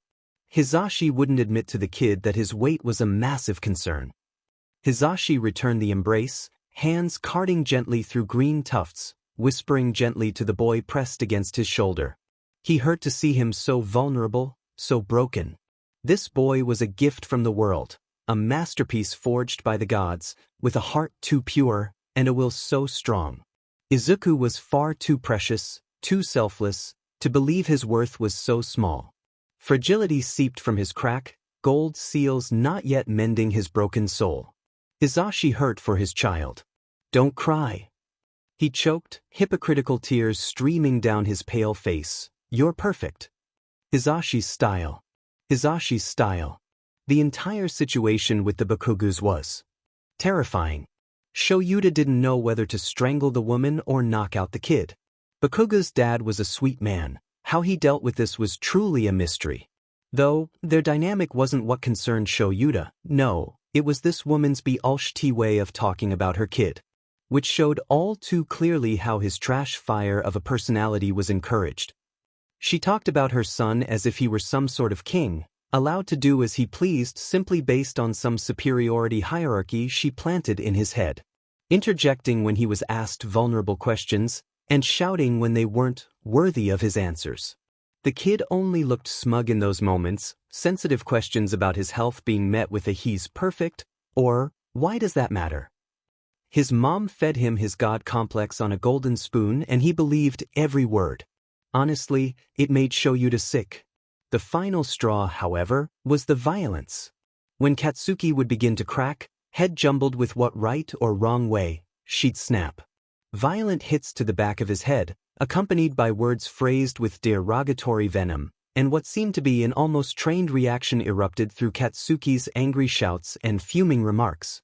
Around the third time it happened, Shoyuta lost it, waiting for only the bare minimum of permission to drag the women away. Worst of all, her husband didn't even protest, exiting with rushed apologies as he followed his wife. It was a painful dynamic, one that was affecting Katsuki much more than originally anticipated. The situation solidified to a few main concerns, and through many protests, a course of action was decided for the blonde. Shoyuta just hoped it was the right one. 0. Izuku and Yamada had arrived back home at the apartment a while ago. Now they were waiting for Aizawa to get home. Apparently, he'd sent Yamada a text a bit ago, informing them that he'd be a bit longer, since more and more things kept coming up, as he put it. Frankly, Izuku wasn't surprised in the slightest. Katsuki's mental state was far from healthy, and he couldn't help but feel relieved the boy was getting help. After an hour or so, Izuku excused himself to his room, Dusty deciding to follow along. Shutting the door gently, he sunk into the white sheets. Yamada said tomorrow they'd be going to get him things. Izuku wanted to protest, but in hindsight, the blonde's idea was only logical. If Izuku was going to stay here with them until he was old enough to be without guardians, decorating his room would be a way for the adults to make him feel comfortable in the space, because they certainly wouldn't have offered to take him in if they didn't want him there. Clothing was a bit baffling, but really, looking at Izuku's only shirt, it was understandable. Izuku rolled, flopping around the sheets until his stomach was laying snug against the sheets. Feeling warm paws against his upper thighs, he chuckled, feeling Dusty settle in the swell of his back. "Comfy?" he asked, a whisper of his usual volume. A low purr was his only response. "I'm glad," he hummed. "You're lucky, bud. You don't have to worry about literally anything," that earned a comforting tail flick. He decided to keep his basically one-sided conversation. "Do you think Kachan will be all right?" he mused. It's always been odd referring to him as Katsuki in his head. Sure, he deduced it was for the best, finding the terribly found nickname too painful to think about with the way Katsuki is now, but it still felt off. Katsuki was Kachan, and before everything. Izuku was Izuku. He smiled at the thought, trying to imagine Katsuki calling him by the name now. It didn't really work, but it was nice to think about. Dusty nudged his shoulder blade, presumably wishing to continue their highly intelligent discussion. Sorry, just thinking. You know," he said, lifting his head to prop his chin against the palms of his hands, "it's so weird to think about what's been happening. I mean, Kachan was arrested for Cammy's sake. That's definitely not how I was expecting my Friday to go." He laughed at his own joke. how sad. Dusty let out a shocked meow as if feigning his own disbelief. At least someone is as shocked as I seem to be. Right? Absolutely crazy, and then present me, Yamada took me out for crepes. Crepes? I haven't been out to get stall food in like, literally ever. He was so nice about it too, then Izuku felt his throat tighten, choking back a heavy lump. He told me I could be a hero, he said, feeling the telltale signs of a single tear, running slowly down his cheek and settling just under his chin. The grounding weight against his back lifted, along with his head, being pushed up by soft fur. He sat back, legs crossed at the ankles, fluffy gray in his lap. So Ori, I don't know what go OT into me though. Izuku stuttered, choking out the final syllable as big wet tears ran down his face, clogging his words as he quietly wailed. Incoherent babbles of, someone believes in me, and he says I'm a hero, blended together as he wrapped his arms around the warm mass in his lap, thankful Dusty had taken the initiative to settle close. He said could do it, that I could do anything . Izuku choked out, unfamiliar warmth wrapping around his chest, burning his heart like red-hot chains, filling his lungs with thin smoke. He felt like he was dying, but it wasn't bad. He'd felt burns, bright sparks flashing across his vision, searing burns littering his skin, blistering the flesh, and filling his nose with the vile smell. This hurt, but it wasn't terrifying. He didn't want to scream or run, begging for mercy. He knew this feeling hurt, but it didn't scare him, almost a comforting presence. As if it was a precursor to incomprehensible positivity. He stayed there, feeling held in his arms as he wailed, comforting purrs and rubs soothing his burning skin. He couldn't tell you how long they stayed like that, and if he held Dusty tightly against his chest as sleep took him, he couldn't say. Tiring yourself out was a funny feeling, emotional exhaustion feeling like a violently dragging pull down into the world of dreams. He needed the rest though since Duncan hadn't left, he probably did too. If he missed Aizawa coming home, well there was always tomorrow morning, he supposes. 0. He supposed correctly, waking up to the smell of coffee once again.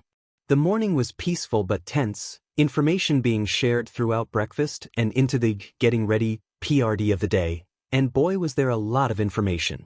To start, they began with Kachan, because the situation ran far deeper than even Izuku expected. Izuku knew the boy's personality wasn't the best.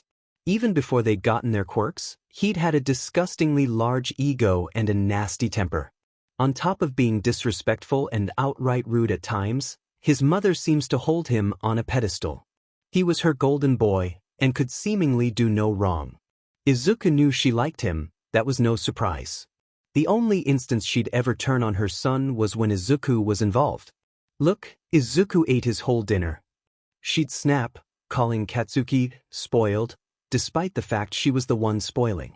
It didn't hurt that Izuku barely had enough food to feed himself at home, but he'd never tell Auntie Mitsuki that. He just sat quietly and used his manners, while Kachan threw a fit. Though that was when he'd only recently been diagnosed quirkless, nothing official with his whole mutant-type gene. Overall, it seemed Katsuki only took the adults' favoritism and bias to further his own dumb means, using their ignorance to justify clearly unheroic behavior. All in all, Katsuki wasn't the brightest or the nicest, but he was still a kid. Sure, the adults didn't really make his hostility any better, but they certainly didn't make it worse. If anything, they made him showier, less likely to hurt Izuku or others on his own time. No, Katsuki was bad, but he was a kid, and kids can learn to be better. Even if he likely didn't want to. He was messed up and full of images of his own self that were far too grand to be healthy when they inevitably shatter. Izuku felt hurt imagining those fragments, hissing at the thought of each unattainable goal digging into Katsuki's ever-ticking bomb.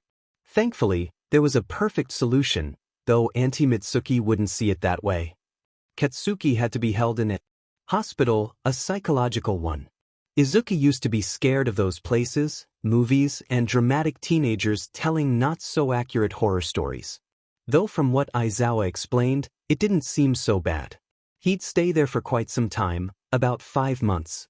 Although Izuku found almost half an entire year to be quite a while, he reasoned that Katsuki was still required to do schoolwork and was given ample time to take high school exams.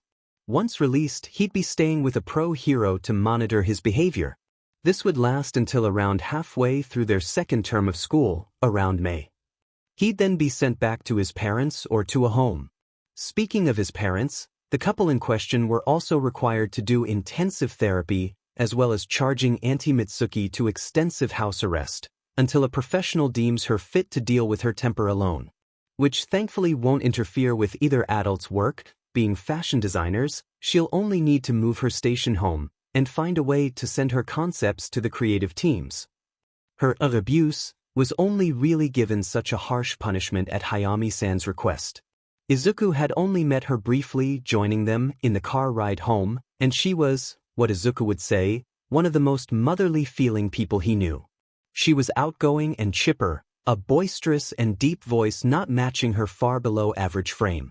She was also rather aggressively caring, practically beating Aizawa with a water bottle to hand Izuku after finding out he was dehydrated. He'd asked Yamada about the women during their cuddle, learning about her quirk causing him to almost buzz with questions. Was it voice-activated? Did she have to see the insect to make it work? How extensive can the commands go? Can she actually speak and communicate? Or are there other methods to use them? Could she eavesdrop on interrogations? Spy on drag rings through the bug's eyes? More than her quirk, however, he learned of her child. A young girl around Izuku's age. Her name was Hayami Ichigo, and she had a rather potent mutant quirk, a firefly one to be exact. She also had a son, Hitoshi Shinso. Apparently he was only her stepchild, but the way Yamada described her and her wife's relationship, it didn't really seem as if she'd been remarried. They beat out Yamada and Aizawa's snappiness by a landslide. According to Yamada's stories, Hayami Akane could only be described as a mama bear. Both Izuku and the blonde shivered at a retelling of a bully story. Kaori Shinso needed to explain why her wife, a well-respected cop, almost hospitalized a child. In the end, the red-haired cop's decision was finalized. It was a surprisingly logical conclusion, lasting a while and with ample aid to every party involved. Even if Izuku was still worried about his kind of friend and how he'd take to the ward. As for Izuku, he'd be transferred out of Aldra, as per both pros' requests. Thankfully, it was early in the term, so it'd be relatively easy. Being pros would speed up the process, finalizing the transfer by Wednesday. Izuku was bummed about missing school for 2 days, but he supposed there wouldn't be a school to miss with the transfer. That discussion, however, needed to wait. Yamada was ecstatic about furnishing and decided any large aspects of the bedroom would be done online, before moving to malls for decorations and clothing. Izuku found it hard not to humble his generosity but managed to hold his own against the blonde's spoiling nature. 0. Overall, he was rather pleased with the purchases made. For his bed, he chose an off-white spread, browns, and beiges mixed into the various pillows and added blankets, the final duvet having thin graph-like lines. According to Yamada, resident fashion nerd, he seemed drawn to things in a stereotypically light academia-styled things. He nodded along enthusiastically, both he and the blonde choosing to ignore Aizawa's grumbling disinterest. Apparently the only reason the man dressed with any semblance of coordination was due to his husband. He picked out a few decorations that caught his eye and settled for a rosy brown tint for the furniture wood. After everything was ordered, Yamada dragged the household out for some shopping. Izuku was excited, but that quickly devolved to slightly overwhelming amusement. Yamada was all over the place, buying almost anything Izuku showed interest in, only stopping when Izuku promised to let him know when he actually wanted something, so he wouldn't buy half the mall. Apparently, this was what the number 2 internet media hero did with his savings. Who'd have thought? Izuku took quite a liking to the beiges and browns once again, shocker.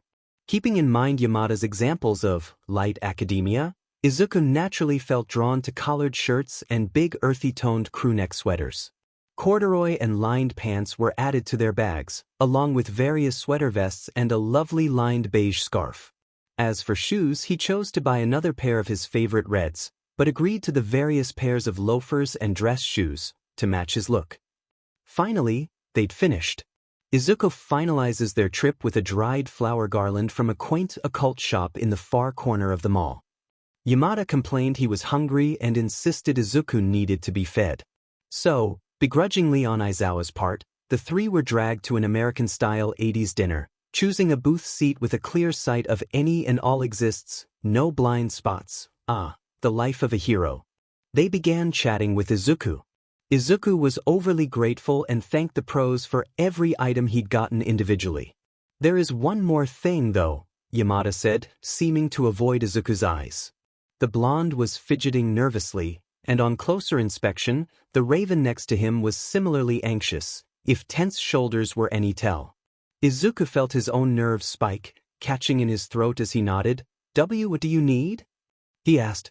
It was illogical to worry about being left behind, that they bought all this to send him off to his own rundown apartment, but he couldn't help the underlying trauma. The school we want to transfer you to. It's really strict, attempting to keep students safe and all that you know? So the school has a strict enrolling policy because they're strict, so they need to keep things strict and like dash. The blonde's familiar anxious rambling was interrupted, Aizawa butting in. What Zashi is trying to say is that the school has specific requirements when enrolling that include guardianship. Izuku held his breath. Were they gonna give him up? Send him to a home? Make him move with his new things? It doesn't make sense but emotionally. Which means we have limited choices. So we were wondering, would you want us to adopt you? Izuku's style. Adopt dash. If a human being had the ability to turn into a blue screen, Shoyuta would bet a lot of money Izuku would be the first. It's a bit more complicated than that, Shoyuta sighed. The school we dash. And Tsukauchi? Hisashi squeaked, nerves almost visually burning. Yes, the school we and the detective chose has a system in place for certain children. Those with mental health issues or learning disabilities. Really, we only chose it because Hayami-san's wife runs the daycare there, but it's pretty tightly run. He said, it's got a super sweet working environment for little listeners who are a bit rougher around the emotional edges, you know? Hisashi added, clearly slipping into a showy persona to mask his anxieties. Shoyuta couldn't help the gentle hand he placed on his husband's thigh. He knew Zashi would be nervous about this conversation but didn't realize to what extent. He gently rubbed his thumb against the soft pink fabric of his skirt. If you remember about Hayami-san's kids, they also attend, and her wife works in the daycare section of the school, the blonde added. We super-duper trust them to take care of you. Shoyuta continued, of course, if you don't want to be adopted by two random pro-heroes, that's fine too. We could always just file permanent guardianship until you reach adulthood. However, he allowed Hisashi to continue. We've actually been wanting to adopt. His husband breathed, running painted nails through his hair, and we figured, well, you fit the situation so well, and you're such a great kid, he continued, voice becoming gradually small. You already fit so well in our home. The boy's mind seemed to be running a mile a minute. Of course, in Shuta's eyes, this whole situation was optimally convenient, and overall made sense from an emotional point of view. However, they were dealing with a kid, one that had an ample amount of trauma and insecurities. Izuku choked, taking his time to answer. They let him sort through his thoughts. You both actually want me? The two instantly softened at his shaking. We've always wanted a boy like you. 0. If Izuku hadn't been consistently counting his fingers, he'd be convinced he'd slipped into a realistic dream. If you thought about their offer solely through convenience, they would have simply filled permanent guardianship as they mentioned, making the process easier without unnecessary responsibilities and paperwork, while also filling the school's criteria. Yet, they wanted him. If Izuku hadn't learned to read people so well, he would have assumed they were bluffing, but there just wasn't a logical explanation for any possible deception. I don't understand. He admitted, the stinging of tears at the back of his eyes refusing to fall. It wasn't something to cry over, I mean. You could have just done the guardianship thing and not had to dash. We didn't have to, you're right, Aizawa said, firm hand placed against his own, and freckles standing out against pale calluses. But we want to, he said firmly, and a quick glance at Yamada's violent nodding was such an in-character form of agreement. Izuku let a wet laugh bubble from his chest, slipping his hands away to press still shaking palms into his eyes. He nodded, so small, so frail as if he was still worried it was a practical joke. Despite the fact that that was illogical, Yamada seemed to practically light up, practically jumping over the table in his haste to round it, wrapping Izuku in deceptively strong arms. He seemed to be crying more than the shorter was. Aizawa took more time, a gentle smile against his lips. Izuku was positive he'd been one of the only people to see the man so soft, but as he wrapped gently arms around his husband's back, carting rough hand through Izuku's hair, he couldn't say he minded. "You're ours. Our boy now." Yamada sobbed, earning a fond chuckle from the man behind him. "Not yet, but he will be," Aizawa said, earning a genuine laugh from the whole group. There they stayed until a clearly confused teen cleared his throat. In a pit of embarrassment, the three ordered their food, Yamada insisting the waiter brought them extra milkshakes. "To celebrate," it said. Izuku, however, was far more interested in the guy's hair. A black bolt that seemed almost natural ran through his vibrant blonde, and when he'd laced their food on the table, a small shock had run through Izuku's arm at the contact. "Sorry, bro," the waiter exclaimed, a sheepish smile spreading across his face. "It's no problem at all. Do you have an electricity quirk?" Izuku asked, stars in his eyes once again. The boy was visually startled, before a million-watt smile overtook his face. I do. I guess it's kind of obvious, huh?" Izuku had to swallow an unfamiliar lump in his throat. Why was his smile so nice? Izuku nodded, bushy curls bouncing across his head. "It is. Is the stripe natural or did you add it? If it's natural, did it only show up when your quirk did?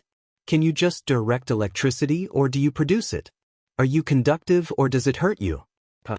Do you fare in water dash?" Izuku shut his mouth, realizing he was practically interrogating the poor waiter. However, to his surprise. "Wow, so many questions." The stripe is natural, but it's more of a family thing, so I've always had it. I can make my whole body spark up and distribute it, but I guess my voltage limit goes too high, my brain gets fried and I go kind of stupid," he said, face visually dropping at the comment. "So I guess it does kind of hurt me? But I am conductive, and yeah, activating my quirk in water isn't exactly the best idea," he laughed. Izuku only spared a quick glance at the pro's shocked expressions, his own bafflement at the boy's ability to keep up quickly overshadowed by his quirk-induced interest. "That's incredible that you know so much. But getting your brain to hurt like that probably isn't entirely smart. There's probably a reason, and logically just sending out a voltage doesn't seem all that possible. I'm almost positive there's more to it than that, as well as the side effects themselves." He trailed off, mumbling an excess amount of in-depth theories and ideas, even barely catching what he was saying. "Wow dude, you're like super freaking smart. That's so cool. Smart guys are like totally my type," he winked, sending Izuku out of his head with a furious blush. He stumbled, quickly taking a long sip from his milkshake as he glanced towards the pros for help. If their amused avoidance of eye contact was anything, they found this amusing. "Traders." The blonde interjected. "My name's Denki Kaminari if you were wondering," he supplied, nervously shaking his wrist to his side. If Yamada caught onto the stim, he wouldn't say, "I am Izuku Midoriya, but please call me Izuku," he smiled, getting his bearings back at the normal conversation. "Cool. Then you can call me Denki. Man, if I had any of this help when my quirk came in, maybe I wouldn't be so dumb," he trailed, zoning out before a quick smile relaced the mellow expression. Izuku paused. He wasn't exactly sure what he was or wasn't allowed to do. Yamada had got him a simple phone, and Aizawa had said he could do what he pleased, so. I don't know if this is overstepping, but he glanced towards the curious adults across from him. "If I got your number, we could find a time to meet up and maybe talk about your quirk?" He offered a nervous smile, quirking the corners of his mouth. It was the blonde's turn to blush, bright red spreading across his cheeks as a small spark zapped in the corner of his eye. Yeah, that'd be cool," he drawled, grabbing his order sticky pad T furiously scribble his number down and hand it to Izuku. H here, he smiled sheepishly, sparing a quick glance to the adults before saluting. Gotta get back to work. Later Izuku, he said hastily, stumbling away. A beat of silence later, and Yamada was wiggling his eyebrow at Izuku with a smug look. Shush, Izuku whined, ignoring any and all questions by eating his share of food. After that experience, the trio headed home. It took quite some time to set up the spare room with Izuku's things. The furniture they ordered arrived quickly due to the hero's DLVRY service, which, why did that even exist? Izuku insisted on putting his own things away, organization a top priority, and he had a bit of anxiety when it came to the layout of his space. Once that was finished, lunch had long since digested, and Yamada had simply reheated last night's curry. Aizawa has insisted they watch an action-packed pre-Quirk movie marathon as they ate, sending them all off to bed after the final installation to the series concluded. Throughout the movie, they discussed certain things, like paperwork and whatnot. Apparently, they could speed up the acceptance process with help from the police and UA's principal, which Izuku definitely didn't fanboy over, and they'd be allowed to enroll him by Wednesday. He'd attend 2 days for Thursday and Friday, to get settled, and then officially begin this term on Monday. Additionally, he'd need to learn more about his quirk, as well as a full psychological exam. This was, regrettably from Aizawa it seemed, going to be handled by Principal Nizu, which again Izuku totally didn't fanboy over. The raven-haired pro also explained they'd expect him to attend therapy, UA's own school counselor being the one they recommended. Izuku knew why they were shocked at his quick acceptance, and quickly explained it was only logical he'd require psychological aid. They both seemed much more relaxed after that talk. After heading off to bed, Izuku couldn't help the wide smile across his face, running a gentle hand through Dusty's fur. "They're family now," he said, chuckling at the cat's affectionate purr. "You are too." He cheered. He drifted to warm purring and a brand new room, the comfort he was confident would last him his lifetime. Izuku's room plus phone house, it's relevant. The next few days were hectic, and that was Izuku putting it lightly. The whole family was rushing through paperwork and preparations, and things continued to pile before abruptly being pulled from under once completed. Izuku wasn't exactly complaining, he was grateful, but it became a lot. On the plus side, today was his first day of school, it was pretty much the end of their first term, so he was only going to be given busy work and a generalized test at the end instead of his exams.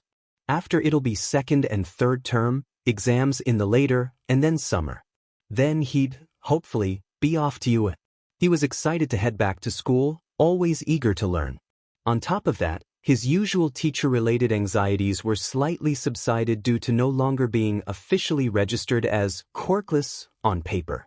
As for friendships and classmates, he couldn't really say he was all that worried either.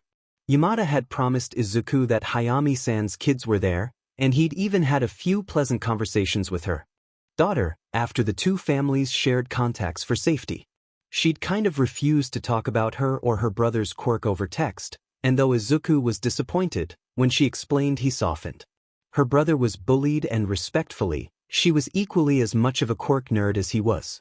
When she said the text box character limit was a hindrance to her properly describing things, Izuku had never connected to someone more spiritually. He'd also been flirting talking with Cam Denki quite a bit over the past few days, and they'd both learned an equal amount about one another. Apparently, Denki lived relatively alone, his mom being a pro-hero and all. Izuku gushed about her for quite some time, completely blocking out the irrational pride he felt at the realization that he also technically had pro-hero parents now. Two of them. He used he-it pronouns, loved any and all fashion trends, was open about his ADHD, and had a pet lizard named The Rock, after a relatively popular American hero. He apparently started out in professional quirk brawls but became much more mainstream after he began acting.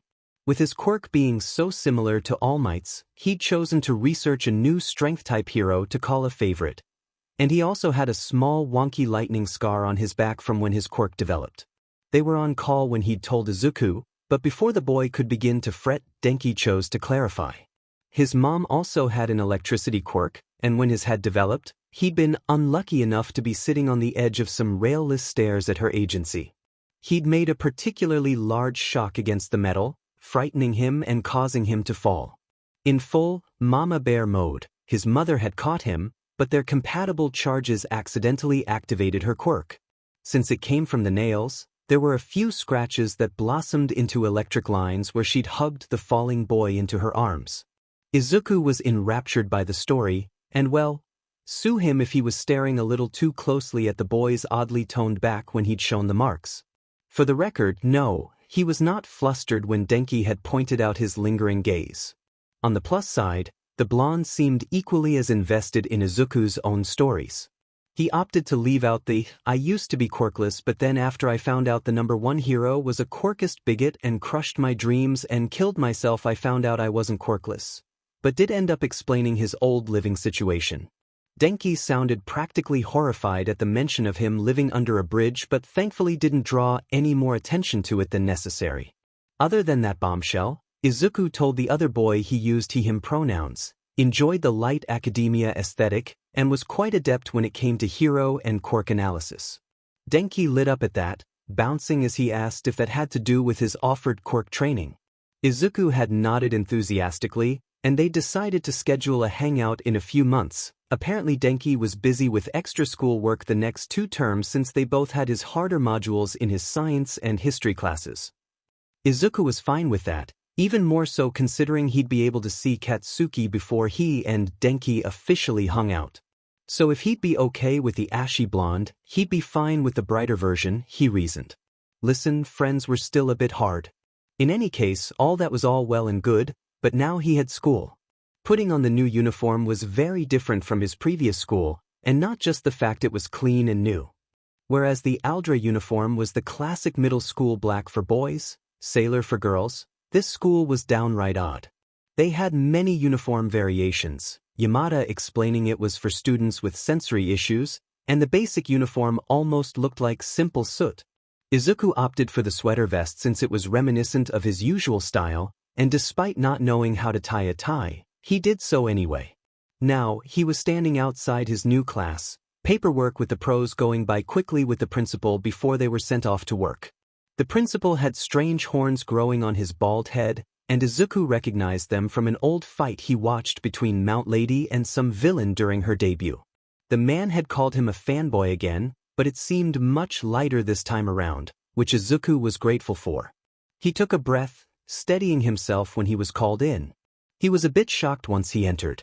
The class was set up horizontally, with desks on one half, and what looked like floor pillows on the other, the students split rather equally. The teacher looked like a nice man, long black hair reminding him of Aizawa, though the bushy goatee and, was that a fedora? Threw him a bit off. He introduced himself as Rikuta-sensei. I don't usually do these but, before anyone asks, no, he's not a Discord mod or creepy, this character is literally all the 3 iconic features of my father, my friends actively not recognizing him without his fedora. Don't be weird. People have said messed up things about him because I have a classic pink cutesy aesthetic. So no, though that will be talked about, this character is solely meant to be a cameo so I can write him better. And smiled, before turning to the curious student. Right then rascals, this is Ayama Izuku, he'll be transferred for the rest of your 3rd year. He chose not to do a self-introduction, so ask questions at lunch if you feel like it, the man said, a calm but cheerful tone warming the room. Though Izuku's flush was due to his new name. He knew they'd changed it to hide his identity, while also removing Midoriya from his life, but it was still odd to hear. Ayama, we're in homeroom right now, so you have about an hour to settle, though the rest will be pretending to study. Rikuta-san got a few shouts for that, and teasing lilts were sent back and forth between him and the students. He bountiful. 90 degrees before hesitantly scanning the room for a place to sit, though that didn't take long. He had a full-body flinch with a pitched yelp when someone pulled on the sleeve of his button-up. Covering his mouth in embarrassment at his embarrassing squeak, he turned and tilted his head barely a centimeter down to face a girl. She wore the mid-calf skirt option, pairing it with the jumper version of his own vest. She had a bow instead of a tie and seemed to be wearing pastel pink and yellow sneakers, pairing them with frilly white ankle socks. However, that wasn't her most interesting feature, it was her eyes. It wasn't rare for people's mascara to have different shades, and unnatural iris colors were more common than a human's natural melatonin levels were capable of. However, she seemed to have neither. Pure black gazed back, and the ceiling lights reflected in them as if they had multiple surfaces, like a disco ball. She also had a long twitching antenna, and when he stepped back, he caught sight of beetle-like wing shells on her back, which seemed to be covering gold-tinted insect wings with pink heart designs across the clavicle. She had incredibly thick red hair tied into one long loose braid, pink dyeing the tips. Her smile reached her eyes, the suiting of her long lashes doing nothing to hide how bright and big they seemed to be. She rocked on her heels with one arm behind her back, the other waving. Behind her stood a boy, who was the exact opposite, if the definitely threatening glare he was shooting at Izuku was any indication. He had almost floaty-looking purple hair, which was extremely thin-looking compared to the girl's. A few more comparisons were their posture. Whereas the girl rocked on her feet as if trying to find the perfect angle to remain tall, the boy slouched so bad Izuku worried for his neck. Which was quite funny considering despite the slouch he was still much taller than the girl. He also looked very tired, deep mauve bags lined under piercing violets as if they were designer bags. The girl? Flawless skin. In fact, it looks like she followed K-pop beauty routines if you squinted. The two were opposites, but both equally held unwavering eye contact with Izuku. Hello. He tried, curing the fact he already stumbled over his words. The girl giggled and was a lot more mature and soothing than the expected light bubbly pitch he'd anticipated. You don't recognize me, Izuku-kun? She asked before ruffling his hair. Then it clicked, he did it the exact same way that, Hayami-san? He asked. If her eyes were more expressive, he'd be positive they would have lit up, correct. She beamed. My name is Hayami Ichigo, however, you can call me Chi-chan, she said with a subtle bow of her head, and this is Shinso Hitoshi, my older brother, she said, gesturing to the gloomy boy, whose gaze instantaneously softened when she turned. He gave Izuku a small nod, before being smacked across the arm. Introduce yourself.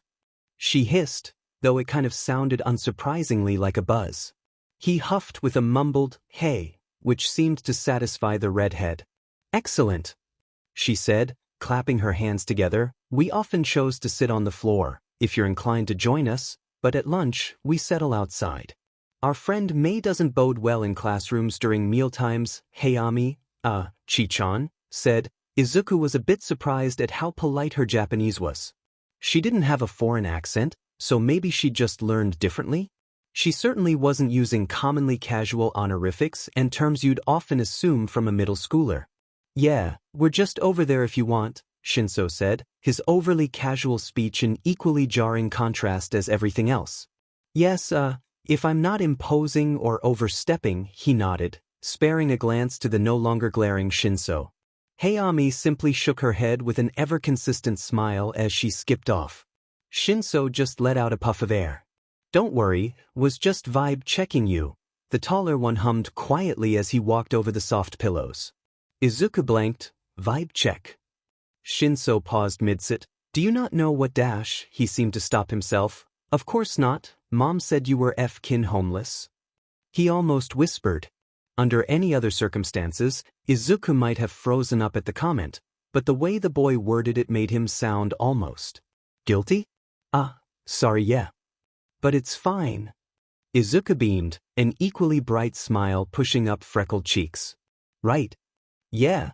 The boy huffed before the conversation was abruptly snatched up by Chi-chan.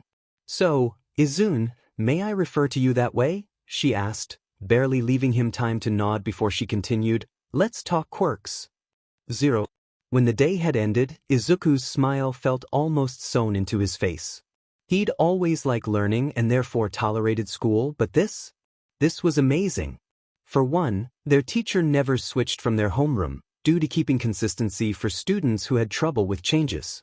At his old school, having his homeroom teacher all day would be worse than any purgatory. However, Rakuta-sensei was incredible. He was as witty and kind as he was intelligent and a good teacher. He found a way to make every lesson enjoyable and had absolutely no issues joking around with the students.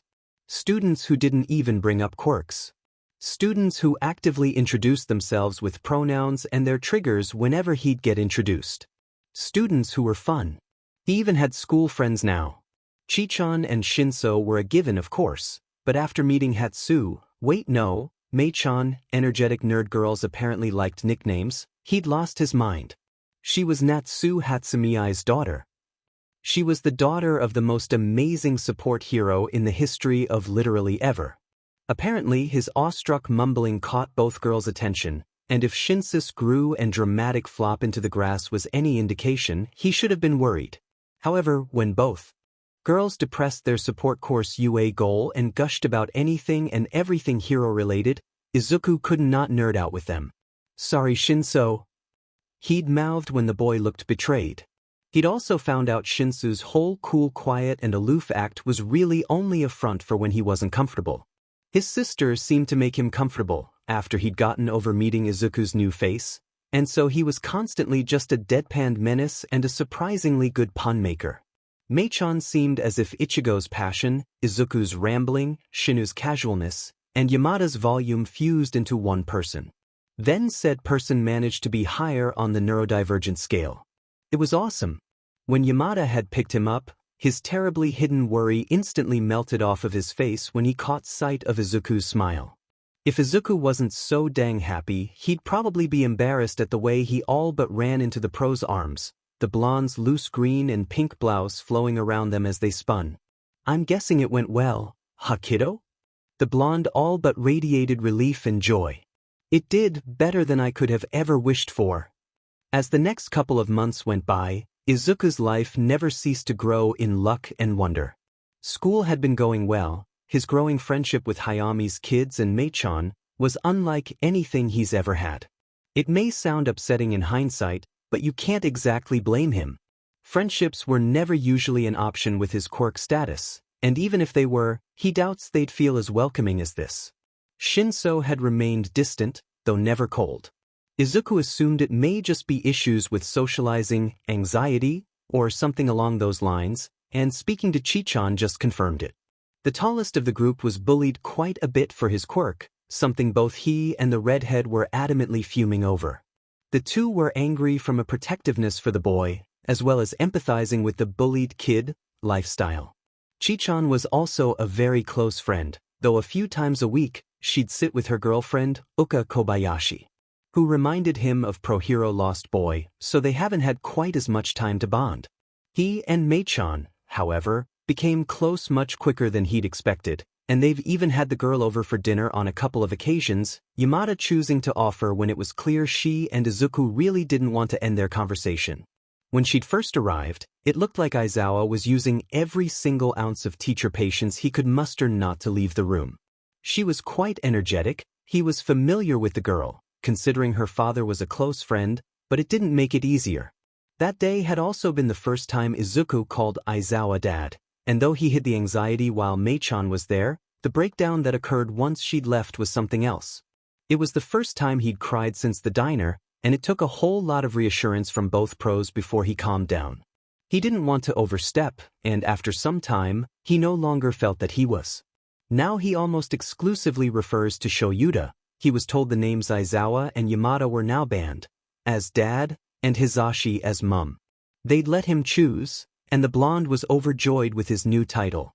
His visits with Mei-chan were much less stressful after that. Which led them to today. Dad had begun training him about a month ago, helping him with the quirkless combat he'd no doubt need. Izuku thought he wouldn't want a weapon, assuming he'd lean towards hand-to-hand, but he was wrong. After noticing how swiftly he handles objects, which was, funnily enough, discovered while he was setting the dining table, Aizawa opted to get Izuku to at least try a few out when it came to weapons. Turns out he was correct, Izuku's immediate infatuation with both the hook swords and bow staves earning a sheepish, "Guess weapons are for me, huh?" from the kid. After beginning to train with more focus on his new weapon choice, Izuku drew up a prototype support weapon that allowed for a multitude of things, but most importantly, it was a combo of both his weapons. Simply put, it was a bow staff that could separate into two hook swords. The mechanics for transitioning as well as hiding the blades went over his head, but when he'd discussed the concept with Chichan at lunch, Mei had begun to practically vibrate. Mei-chan was the weapons and tech girl, always excited to make more gadgets. Ichigo was much more focused on costume design and creation but had her fair share of ideas.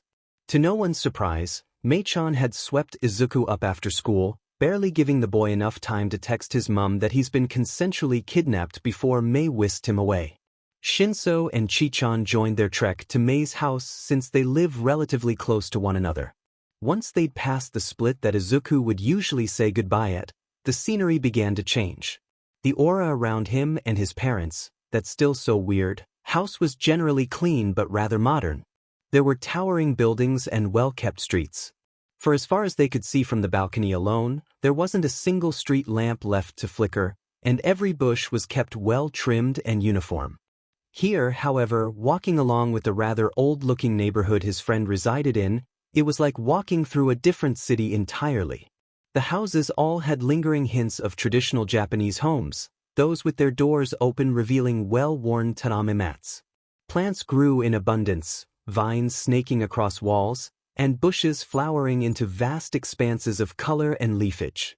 The difference was drastic, and Izuku couldn't honestly say he preferred one over the other. His friend's neighborhood felt homey, and his felt special. Both were wonderful. Earth to Izukuin. A wildly flailing tanned hand shot across his vision, causing him to stumble back. Sorry main, was I zoning out again? He chuckled. Just a little, Ichigo responded for them, a soft smile creasing her darkened eyes. But no matter, we just wanted to inform you that I and Hitoshi would be parting from the two of you now, she said, gesturing to a relatively large home, lined with tall sakura trees that still have yet to flower. Oh yes, sorry. Wow, your house is so cool, geez dash, Izuku hummed, admiring the crystal-like adornments that decorated every railing and edge of the standard family home. The decorations are beautiful. Those are Mama's. She's a big fan of crystals, witchcraft and SHT, Shinso piped in. A few of them match your eyes too, he added, brushing a stray hair from Izuku's face with a smile softer than any he's shown before. Izuku's face had never changed color so quickly, the rapid pace of his cheeks reddening causing him to become lightheaded. Why, I guess they kinda are, he managed, waving goodbye to the pair as they entered their home, stupidly dumb expression plastered across his features the whole time. When he finally dropped his hand to turn to Mei, the girl had a brow raised quizzically. Don't dash, he warned, scurrying past her as she laughed, manic as usual, but without being accompanied by Izuku's initial fear from hearing it. That was cute, she teased, poking his still reddened cheek with a well-calloused finger. Shush. He yelped, speeding up his pace to avoid any other jabs. This continued until they finally arrived at her home, a similar layout to Ichigo and Shinsu's, but a bit more run down? No, that wasn't the right word. It just had a lot of patches. Many of the walls appeared to have blown through quite a few times, and the windows all seemed to have metal blinds?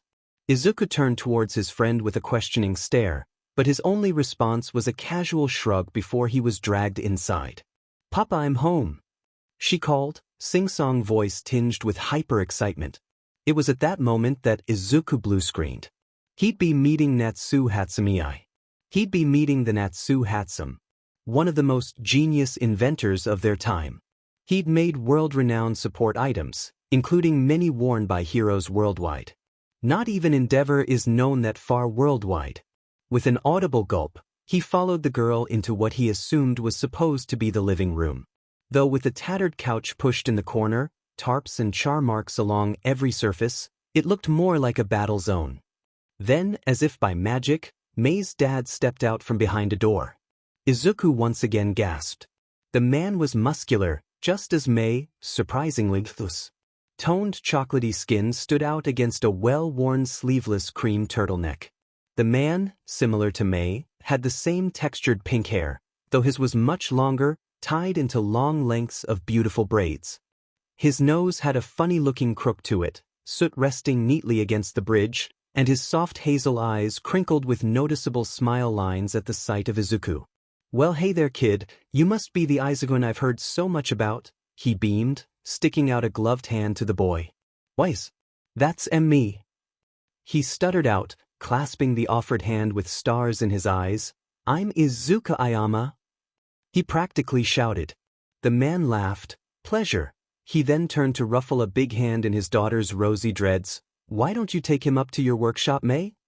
He said, gesturing towards the stairs, that seemed to be holding on by a few nails and a single prayer. Righty-o, Papa, she exclaimed, saluting her father before basically dragging Izuku upstairs. 0. May's workshop was incredible, Izuku decided after a few hours. He watched over her as she forcefully cranked an unusually large screw into something. It seemed to take a bit of work, but a quick glance to her shoulder, harboring well-used muscle, and Izuku wasn't too pressed to offer his noodle arm help. He once again glances around the room, shelves upon shelves of various metal alloys and hard materials packed tightly into each square. Tools and widgets overflowed bins further down, and expensive machinery lay unassuming in the corner of the room, carefully unplugged from the well-insulated outlets. He'd never done all that much research into the inner workings of support workshops, focusing his own interests on how different hero agencies typically run. However, he's sure to at least dedicate a bit of time to it after this. He glanced down at his open analysis book, a full 2 pages about May laid in front of him. He'd taken this time to further the 2 sentences he's had on her, excitedly asking question after question as she worked.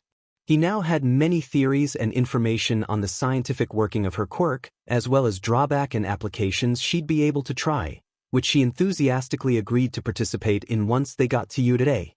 The energy in the room was lovely, and Izuku wasn't even all that bothered by the likely late hours. Though he was startled from his thoughts by a rattling loud knock against the metal door. Come in. May shouted equally as loud, and her father, now in a comfortable-looking warm gray sweater, poked his head in. Hey, Izuku? He called, only giving the boy in question a few seconds of panic about his first name before he continued. I just got off the phone with Sho-chan. Something apparently came up at home. He asked if I'd be able to house you for the evening, so I agreed. Just letting you know, he smiled softly. Izuku's whole body froze. That didn't seem like a good thing. If Izuku's panic was as clear on his features as he felt, he's positive he looked 3 seconds from keeling over dead, not that it would actually work. Though to his surprise, a gentle hand-drawing pattern circled into his forearms brought him back. He focused against the creamy dark skin as it soothed his nerves. Don't worry, Sho-chan made a point to let me know nothing bad happened to them, your dads are okay. They just need the night to settle something big and don't want to overwhelm you with a change right off the bat, he said, voice smooth and warm, and Izuku couldn't help but relax. Right, yeah, that's good, that's great. Izuku breathed a shaky breath. May walked up to his side cautiously. How about I give you some pajamas or something to wear, and you can tell me all about my quirk? She offered, usually enthusiasm remaining despite her volume actively being lowered. He smiled gratefully, a simple nod all he managed to get out before she gently took his hand, leading him to her room. After that, he's decided to zone out a bit until they settle, barely speaking a word throughout dinner, despite feeling much better. As he entered back into her room, he realized there was a distinct lack of a futon. Where'll I sleep? He questioned the girl already settled under fluffy covers. In here? Next to me? She said as if it were obvious, that's what you do at sleepovers. She insisted, and what did Izuku know? They both SEKD at anything related to social norms, May explaining it was an unfortunate aspect of her thoroughly diagnosed ASD, and Izuku couldn't help but feel her descriptions of her autism-induced tendencies correlated strangely close to his own actions. No matter the case, he crawled in, settling into the wildly comfortable mattress as the blankets weighed heavily against tense muscles. This is comfy, he hummed, already feeling his eyelids grow heavy. She agreed, sleep dripping into her voice like a well-oiled machine. She leaned over, wrapping muscular arms around him, fidgeting with the fabric of his borrowed pajamas, tanned fingers blending into the earthy tint of his top. Really though, he couldn't bring himself to care. May was his friend, and oddly enough, he felt much less flustered and way more comfortable being affectionate with her than Shinso, though his flush from earlier may have been a hint to why that is. He let out a content sigh, no use in worrying over his dads now, They'd be in shambles if they found out he didn't sleep, Izuku thought distantly, drifting off. Morning came in an unusual calmness, one that felt rather out of place when with Mei-chan. The window's metal blinds were lifted throughout the night, allowing rays of gold to illuminate the two sleeping teens on the bed. Izuku glanced over at his best friend, strong arms still wrapped around him. Her dreads lay in every which way against the bed, one of which was a few shifts away from stabbing her eye. Izuku smiled fondly, gently brushing it away. She looked almost sick when she slept, a peacefulness on her features that was entirely unnatural on the excitable girl. Izuku gently attempted to climb out of bed, but couldn't do so without waking her. After Izuku had apologized, the two had a surprisingly calm discussion about the evening, dreams, and plans for the day as they woke up. Finally, they headed down the stairs. Seeing the homemade breakfast on the table made Izuku smile with gratitude, and Natsu didn't even need to see Izuku's pinched expression to relieve his worry. Apparently his dads wanted to explain the situation, but Izuku would be heading home as soon as a certain someone woke up. Izuku frankly didn't want to think about what that meant, so he promptly ate his food and joined Mei back in her lab. He sent a text to Auntie Namuri, hoping she'd know at least something, only to find she was just as confused. They chat a bit longer, the woman letting him know his dads were fine, and even offering a picture of her gear she'd been delaying showing the boy. He was grateful to her attempts at cheering him up and opened his midnight page in his notebook. It was still early morning, but surely it won't take long for a certain someone to wake up. Hopefully he wouldn't have to wait long. 0. Alas, Izuku never got what he wanted when he hopes, and it took until 3:40 p.m. before Natsu-san received a call. When he did, it took the trio barely 10 minutes to pack what they were doing away and hop in the car. Though the drive was tense, Izuku was more relieved than anything. He wanted to see his parents, no matter the circumstances, and being away from them had been odd. Kids have sleepovers all the time, sure, but most of those kids aren't abandoned, homeless, ex-quirkless kids. So Izuku's almost positive his normal is far different from theirs. When they pulled into the guest parking at Izuku's building, the car had barely parked before Izuku was unbuckling himself and wishing them a hasty goodbye. Without waiting for a response, he quickly walked past the nice man at the door, sparing the quickest greeting he could before rushing to the elevator. He hopped on one foot to the other, popping his lips in a semi-stim manner to relieve excess stressful energy. They hadn't told him anything, and when he'd texted Mum about it, he'd barely been able to send more than a small text of reassurance before Dad said they wouldn't be able to answer for a bit. Izuku knows they're safe if they say they are, both being pros and all. His worry comes from the fear of the unknown. He doesn't exactly do well with uncertainty, and if his sessions with Hound Dog or Rei-san brought on one thing, he had a rather noticeable tendency to spiral when he thinks. However, that's due to his attempts to fight anxiety with logic. When the door finally opened, Izuku almost collapsed into himself with the speed all tension left his body. He smiled tiredly up at Dad, who gave him a slight reassuring nod in return, opening his arms as Izuku collapsed into him. "Hey, bud," the pro said, running pale fingers through Izuku's hair as the boy in question gripped tightly at his black sweater. "Hi, Dad, what's going on?" he asked quickly, regretting the hint of desperation that leaked into his tone. He didn't want to sound like being away for one night affected him, but he couldn't really take it back. "A lot of kid, a lot," he said, barely shuffling the two around as show you to hit the button for their floor, but in short, Zashi picked up a stray. This made Izuku pause, recognizing the term well from the random dinner parties they'd have with Auntie Namuri and the detective. They'd called him a stray when teasing Aizawa about the quick past adoption and haste to take the boy in. "Does that mean, Dad, is there a kid in our house?" Izuku asked, pushing back slightly to stare into the man's tired red eyes. A single sigh, maybe? "Oh boy." 0. Izuku couldn't call himself an aspiring hero if he didn't catch onto the atmosphere when he entered the living room. It was tense enough to snap and thick enough to slice. He audibly swallowed, gripping onto Dad's hand tightly as the pro cleared his throat, alerting Mum to turn his head. "Izuku!" he exclaimed, much quieter than usual, and movements slowed when he got up to give Izuku a big hug. "Mum, what's happening?" Dad said there was a stray. Is it a cat or did you find someone like me? A villain maybe, no that's not it.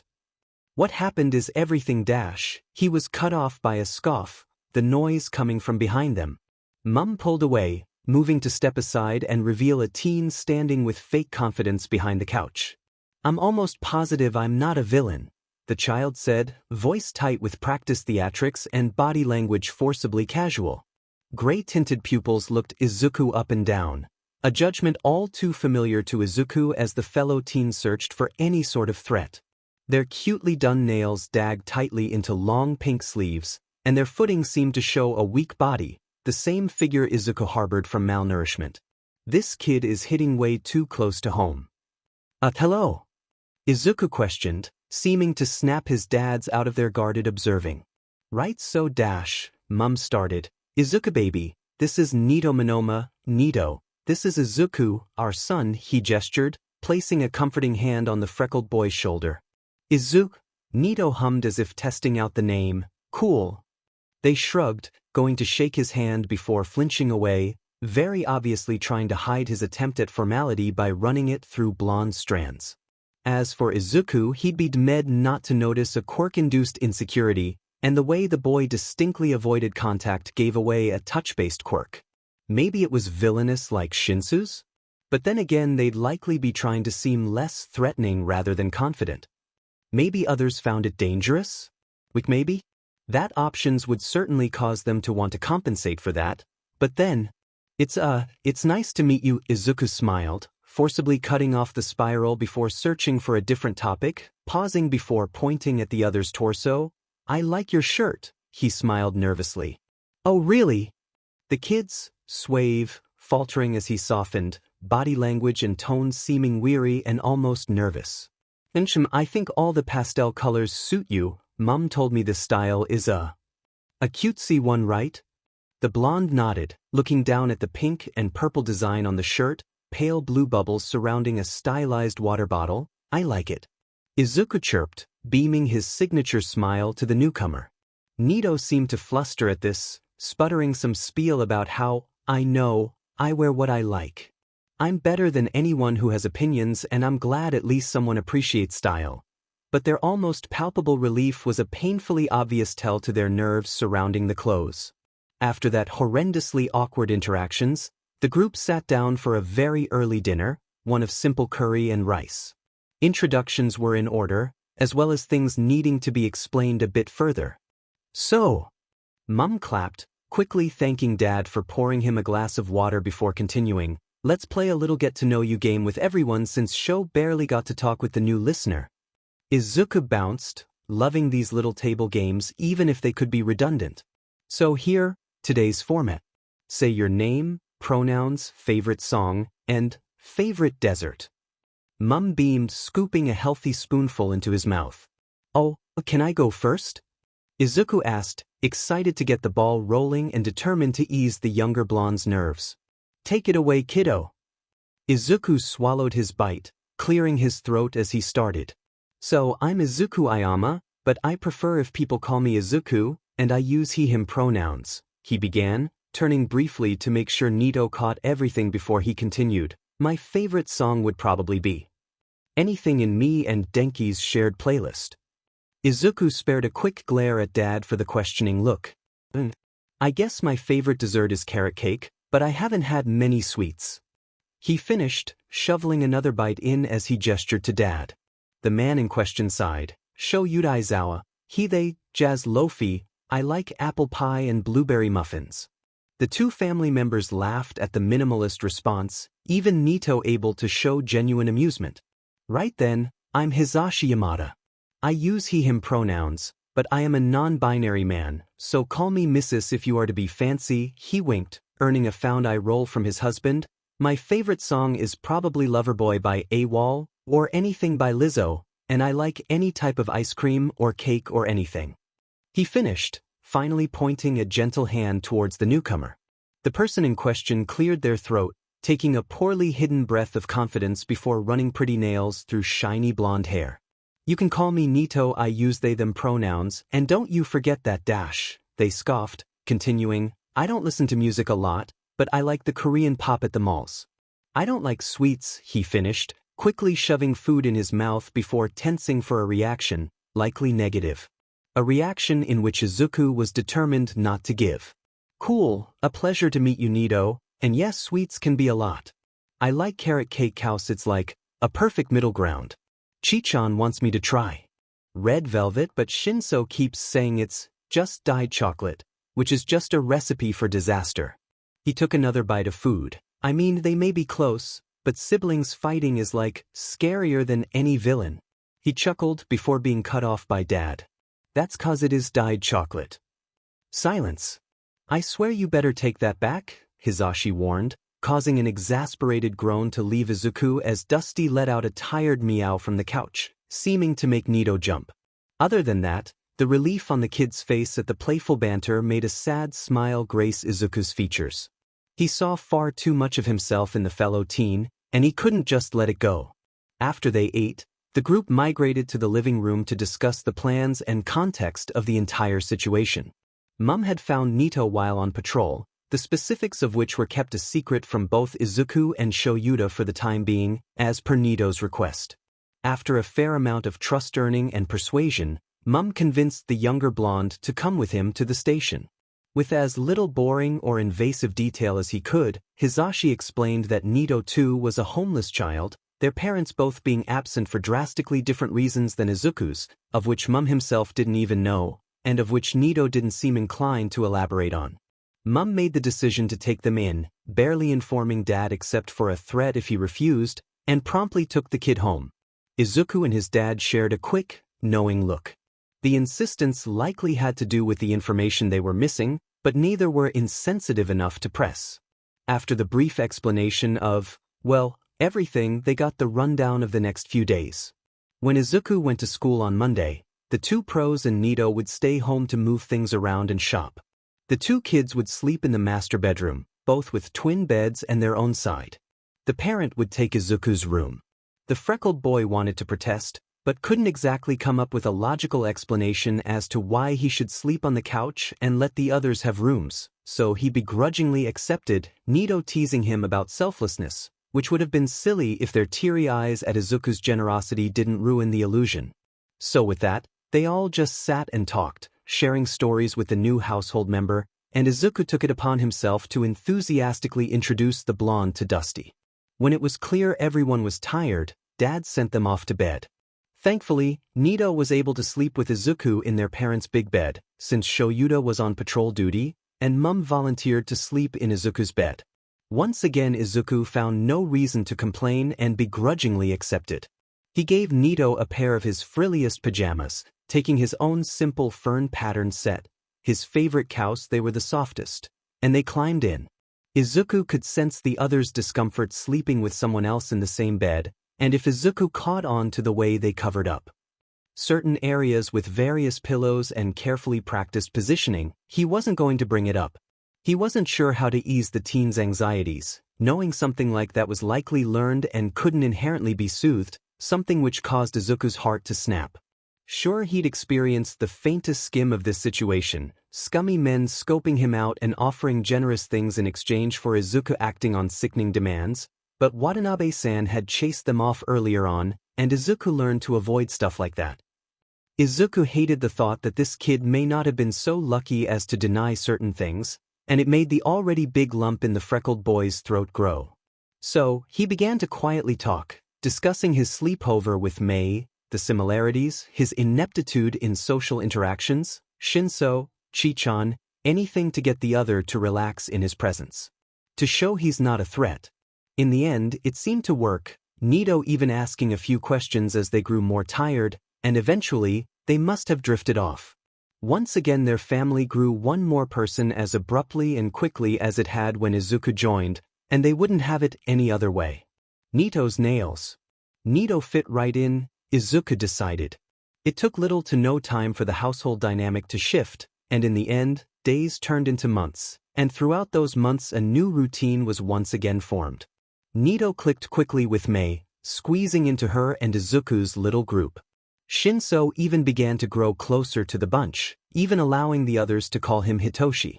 Chichan and Mimi had a field day learning about the newly added blonde's quirk, and Izuku himself couldn't have the heart to deny his own little episode when it had finally been revealed. Hitoshi released his menace of a personality when he and Neito interacted, snarky comments and jabby puns sending Izuku into a mumbling spiral of possible applications in hero use. No one but Izuku ever missed the color that would dust subtly underneath violet eyes and dark circles when the freckled boy mumbled. Hitoshi's eyes stayed locked on Izuku's features, flustered fidgeting bubbling up at every compliment on his quirk or comment on his positive actions. Though Izuku didn't notice, dense as he was. Along with a different bound, Izuku had begun spending time actually in person with Denki, meeting up once or twice a week to talk about quirks and hang out. He had wanted to wait until he'd seen Katsuki again, originally. If he could face Kaken, he could face his mega crush. Alas, his liking for the boy and said blonde's insistence, he couldn't exactly say no, and arguably he had too many friends to feign social ignorance at this point. Though hang out is a strong word, Izuku thought idly, rocking back and forth on his heels as he waited. It was a really nice Sunday, and only 1 week until the exam and a day after Valentine's. Izuku shivered slightly at the cool breeze that drifted along the street, though it wasn't unpleasant. Yurei's entrance exam was soon, and though Izuku was confident in his abilities, much to his ever-internal surprise, his concerns lay deeper. For starters, he hadn't actually been able to see Neito's abilities yet, even if Dad's reassurance of their skill set should have been enough to convince him. Dad had refused to teach them together, explaining their styles would begin to influence one another, and they'd never learn to adapt, which made sense. According to Shoyuta, his siblings, which he could finally say now, abilities were almost unmatched in hand-to-hand, despite the pro's never-ending grumbling of the style. Apparently, Neito took any and all fight-style inspiration from a series they bullied Izuku into watching with them called Avatar: The Last Airbender, though according to Mum, all of the series' moves were based on practical martial arts, so Shoyuta couldn't exactly argue.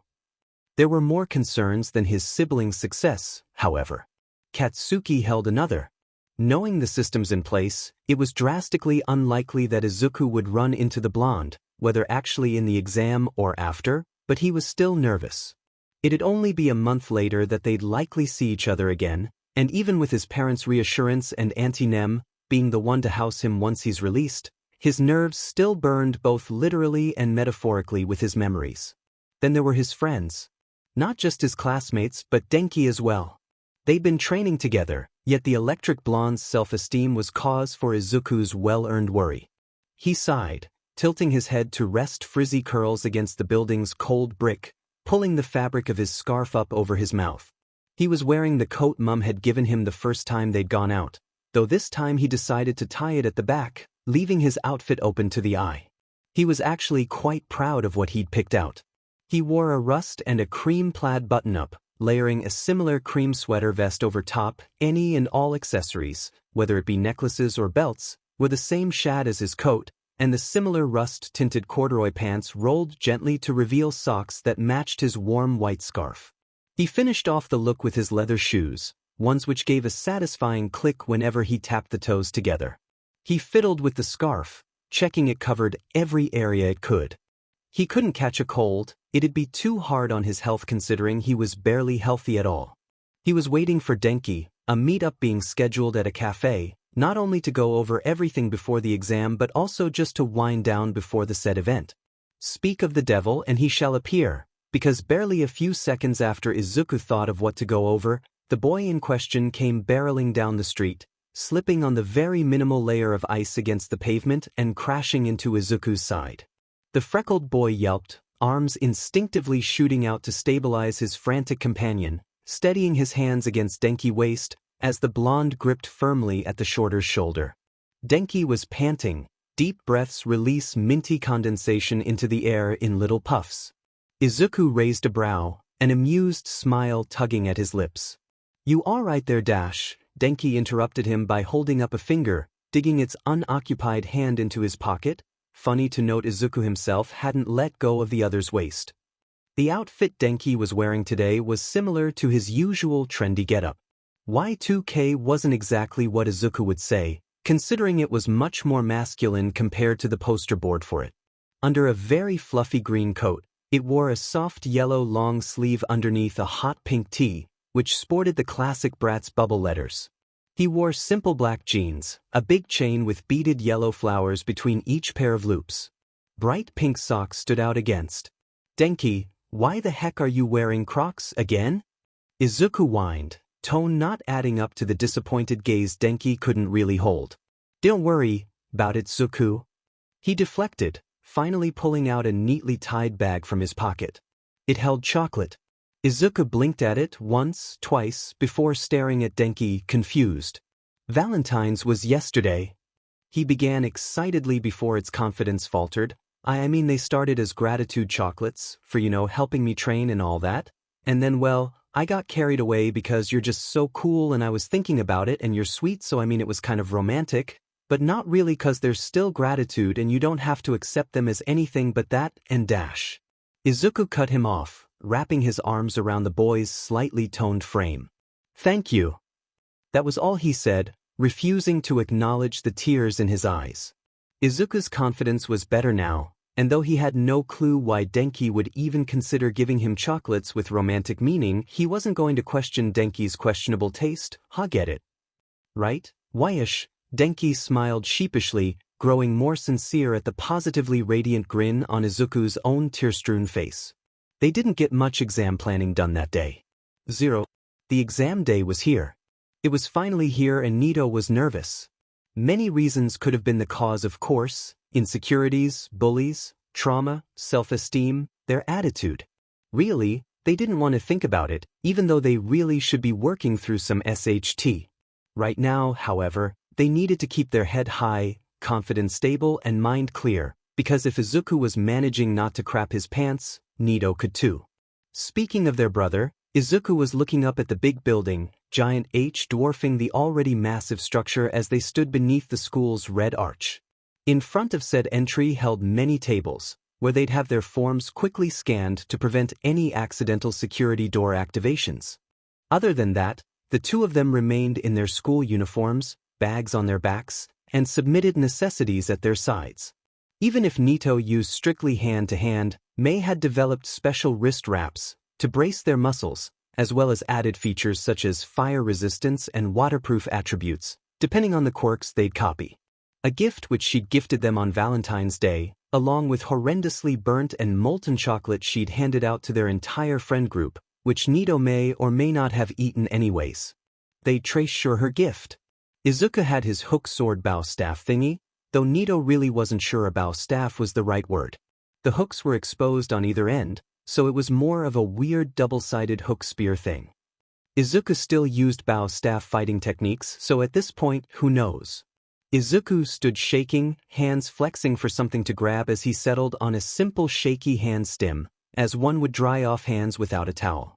Neito scoffed, a bit more dramatically than they maybe should have as they grabbed their brother's hand, dragging him along. "Exam now, fanboy later." They rolled their eyes as the shorter whined, "You can be a nerd once we've gotten in." They added, noticing the quick snap of determination across the fellow Ayama's expression.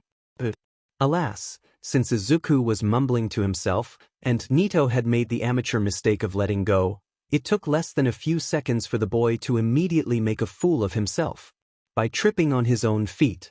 Neito wanted to catch him, but he was so far, and this was a great opportunity to laugh in proper sibling fashion.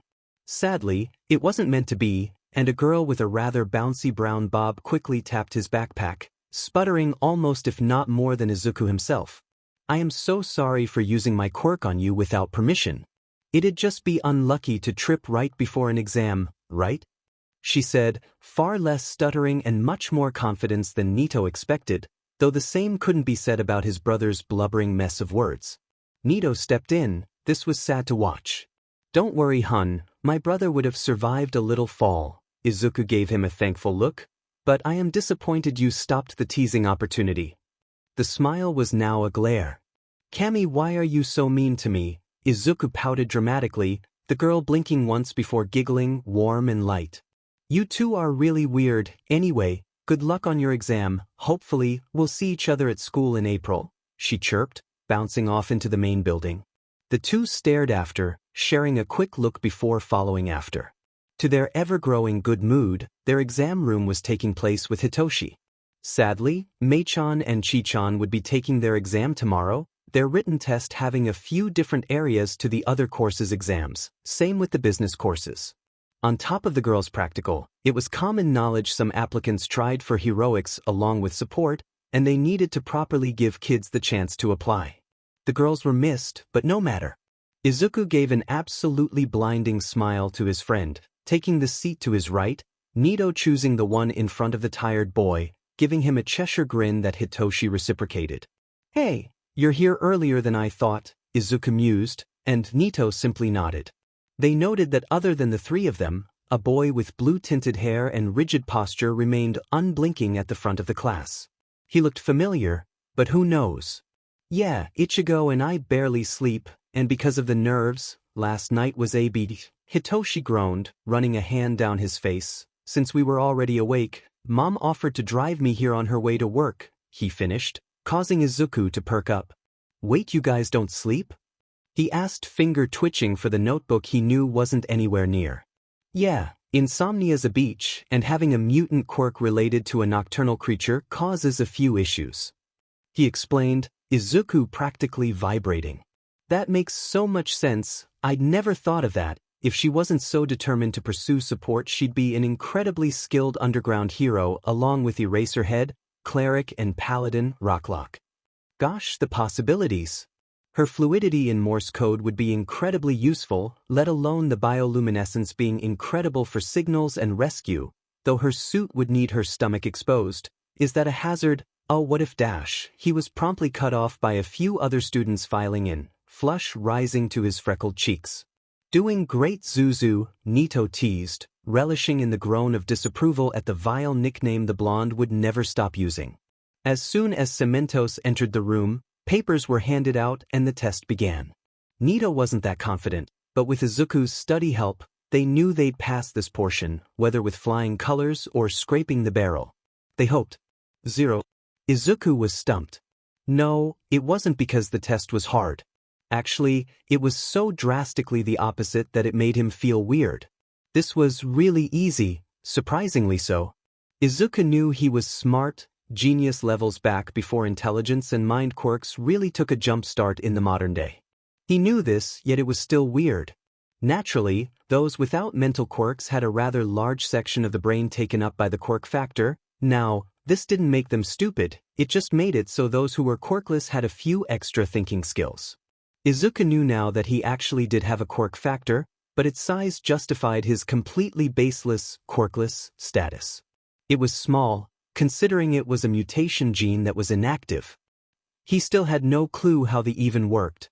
So the speed and ease he had going through the test shouldn't have been all that surprising, especially considering he did fill up the 2 supplementary lined sheets for the essay portion, which he was pleased to see was about a villain. Attack situation, just needing the applicant to write what they do in such a situation. Even so, there was still an hour and a half of the allotted 3 hours. He'd taken half the average time. He sighed, knowing that if he went over his responses one more time, he'd commit a felony. Standing up, he went over to Cementos, a hero he knew quite a bit about, and refrained the fanboying from getting out of hand as he vibrated in his seat throughout the prose instruction just barely an hour ago. The hero in question raised, what Izuku assumed, was his brow, quietly addressing him as to not disturb the others.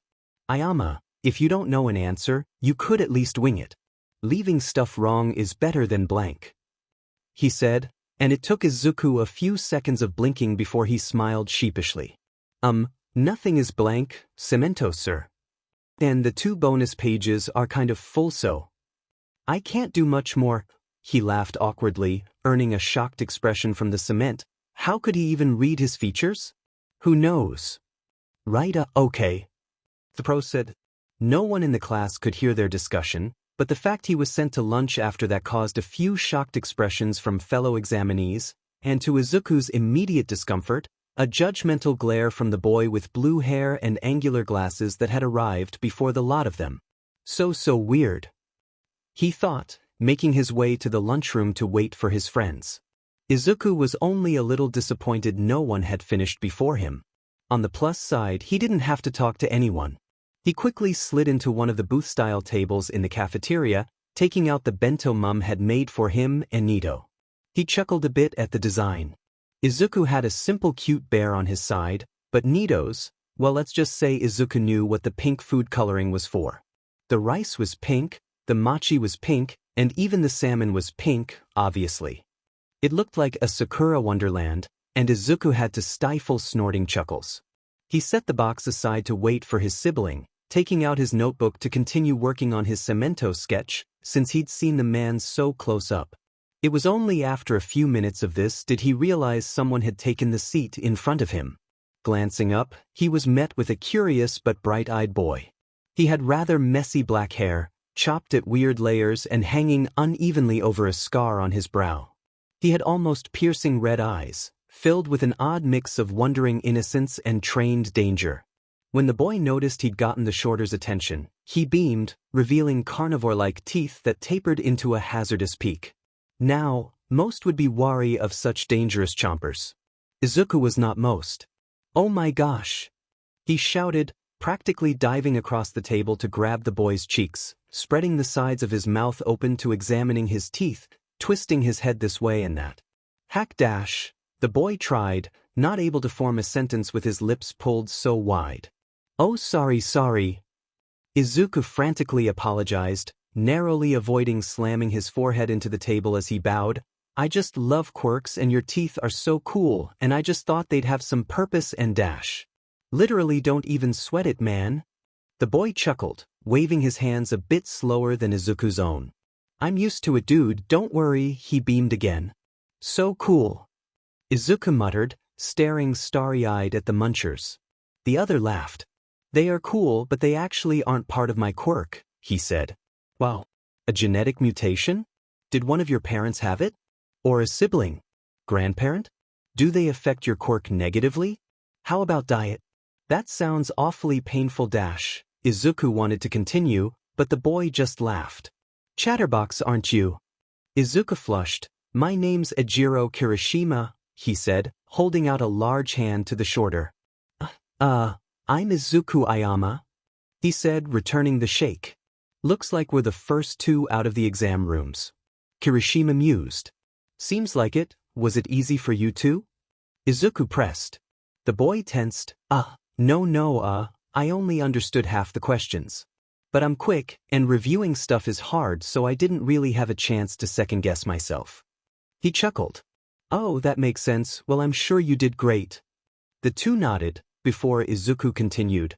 "I'm assuming you're trying for the hero track, considering you didn't just go home?" "Yup." He nodded excitedly. "I didn't think my quirk would suit hero work, but my partners convinced me otherwise." He chuckled. Izuku paused. "Partners? Plural?" Kirishima smiled wide. "Yup. My boyfriend and my girlfriend are both also trying out for the hero course." "You're dating two people?" Izuku wondered. Kirishima seemed to shrink. I mean yeah. It's called polyamory? I know it's weird and most people kinda don't like it, but dash. No, that's not what I'm saying at all." Izuku frantically interjected, relief slipping into his feature when Kirishima relaxed again. "It's just, I didn't know someone could do that." Izuku tried to clarify, though his gradual mumbling was little help. Oh, Kirishima gasped. "Do you like more than one person?" he asked excitedly. Izuku flushed brighter than he'd ever before. Well maybe? It's they don't I don't think they would and an announcement ring thankfully saved him. He hadn't noticed before, but the lunch hall had begun to fill as they spoke. So, thanking any of the many gods, Izuku abruptly stood up. It was nice talking to you," he said, dashing off to look for his sibling, leaving Kirishima in the dust. "What was that about?" Ijiro heard the distinct sound of a tired, nasally voice approaching his right. "Just talking to someone, Hanta," Kirishima said, turning to smile up at his partner, beaming brighter as his girlfriend pranced up behind the two. Mina wrapped her plump arms around Ijiro's neck, sitting on his lap as she gripped Hanta's. That test was ridiculous. I don't know how that kid finished so fast. And he's poly too? So much competition. She huffed dramatically, earning a laugh from the other two. Well, we don't actually know if he's like us, princess. Hanta teased, earning an orange-red flush to dust her cheeks at the endearing pet name. Alright, true. She huffed. Well, we should probably head to the auditorium, you two menaces. Ijiro butted in, amused. At that, the polycules stood. Hand in hand, they made their way out of the cafeteria, Mina swinging her hands in the center as her partners chuckled fondly. 0. Izuku rushed up fast to Neito, ramming himself in an almost full-body tackle against their side as he panted. Whoa, Izuku, what the FCK? Neito wheezed, grabbing their brother's shoulders to steady them as Hitoshi cackled. Sorry, exams. Auditorium, Izuku continued to pant. Neito rolled their eyes. Come on, doofus. They huffed, dragging their brother along. Their middle school paired them all in the same seating area, next to a student Izuku only vaguely recognized as Uka Kobayashi, Chichan's girlfriend. Neito gave the girl a wave, startling them for a moment before she smiled, leaning over to the group. Izuku instantly felt calmer listening to her voice. I'm so nervous. She whisper-shouted. The high softness to her childlike tone made him feel all the more confident amidst her nerves. Yeah, me too.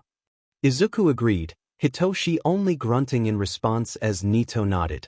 They couldn't talk for long as Mum stepped out on stage. Izuku beamed, forgetting how his familial bonds to the hero would do nothing to quell his classic hero worship at seeing his parent in costume. Mum's hero suit is so drastically different from how he dresses at home. Izuku and Neito couldn't help but snicker. After Mum began his speech, to a distinct lack of enthusiasm from the crowd, he went on to discuss the rules, point systems, and how things are meant to be played out during the practical. Kobayashi leaned over Neito's shoulder with a glance. Different testing arenas, they mused. Izuku looked over as well, then took a quick glance at Hitoshi's, who lent the group his insight. I don't think they want the applicants working with their friends. He mumbled, Izuku nodding along. It wasn't until Mum was nearing the end of his speech that there was an interruption. Excuse me. They heard from behind them, a spotlight settling on the glaring blue-haired boy from the written test. Shoot your question, lil listener. Mum encouraged, finger guns sent towards the boy. Right, he said, pushing up his generic glasses. You only described 3 robots, however, our pamphlets clearly show 4. If this is a mistake on Unit A's part, it is highly disrespectful to the examinees who expect the utmost class from such an institution. He continued, additionally, you with the unkempt green hair, he said, gesturing aggressively towards Izuku, making him flinch. You left the exam room with such haste and lack of care. If you are to find this exam a joke, I advise that you walk your disrespectful lazy mindset out this hall at once. Izuku was speechless. His friends? Furious. Neito? Flabbergasted. Mum was a whole other story. Body visibly twitching with the need to stay professional. Izuku was trying not to cry at the accusation, and the other were about to shout at this boy for his complete lack of respect himself, when a brother voice yelled above the room's murmurs.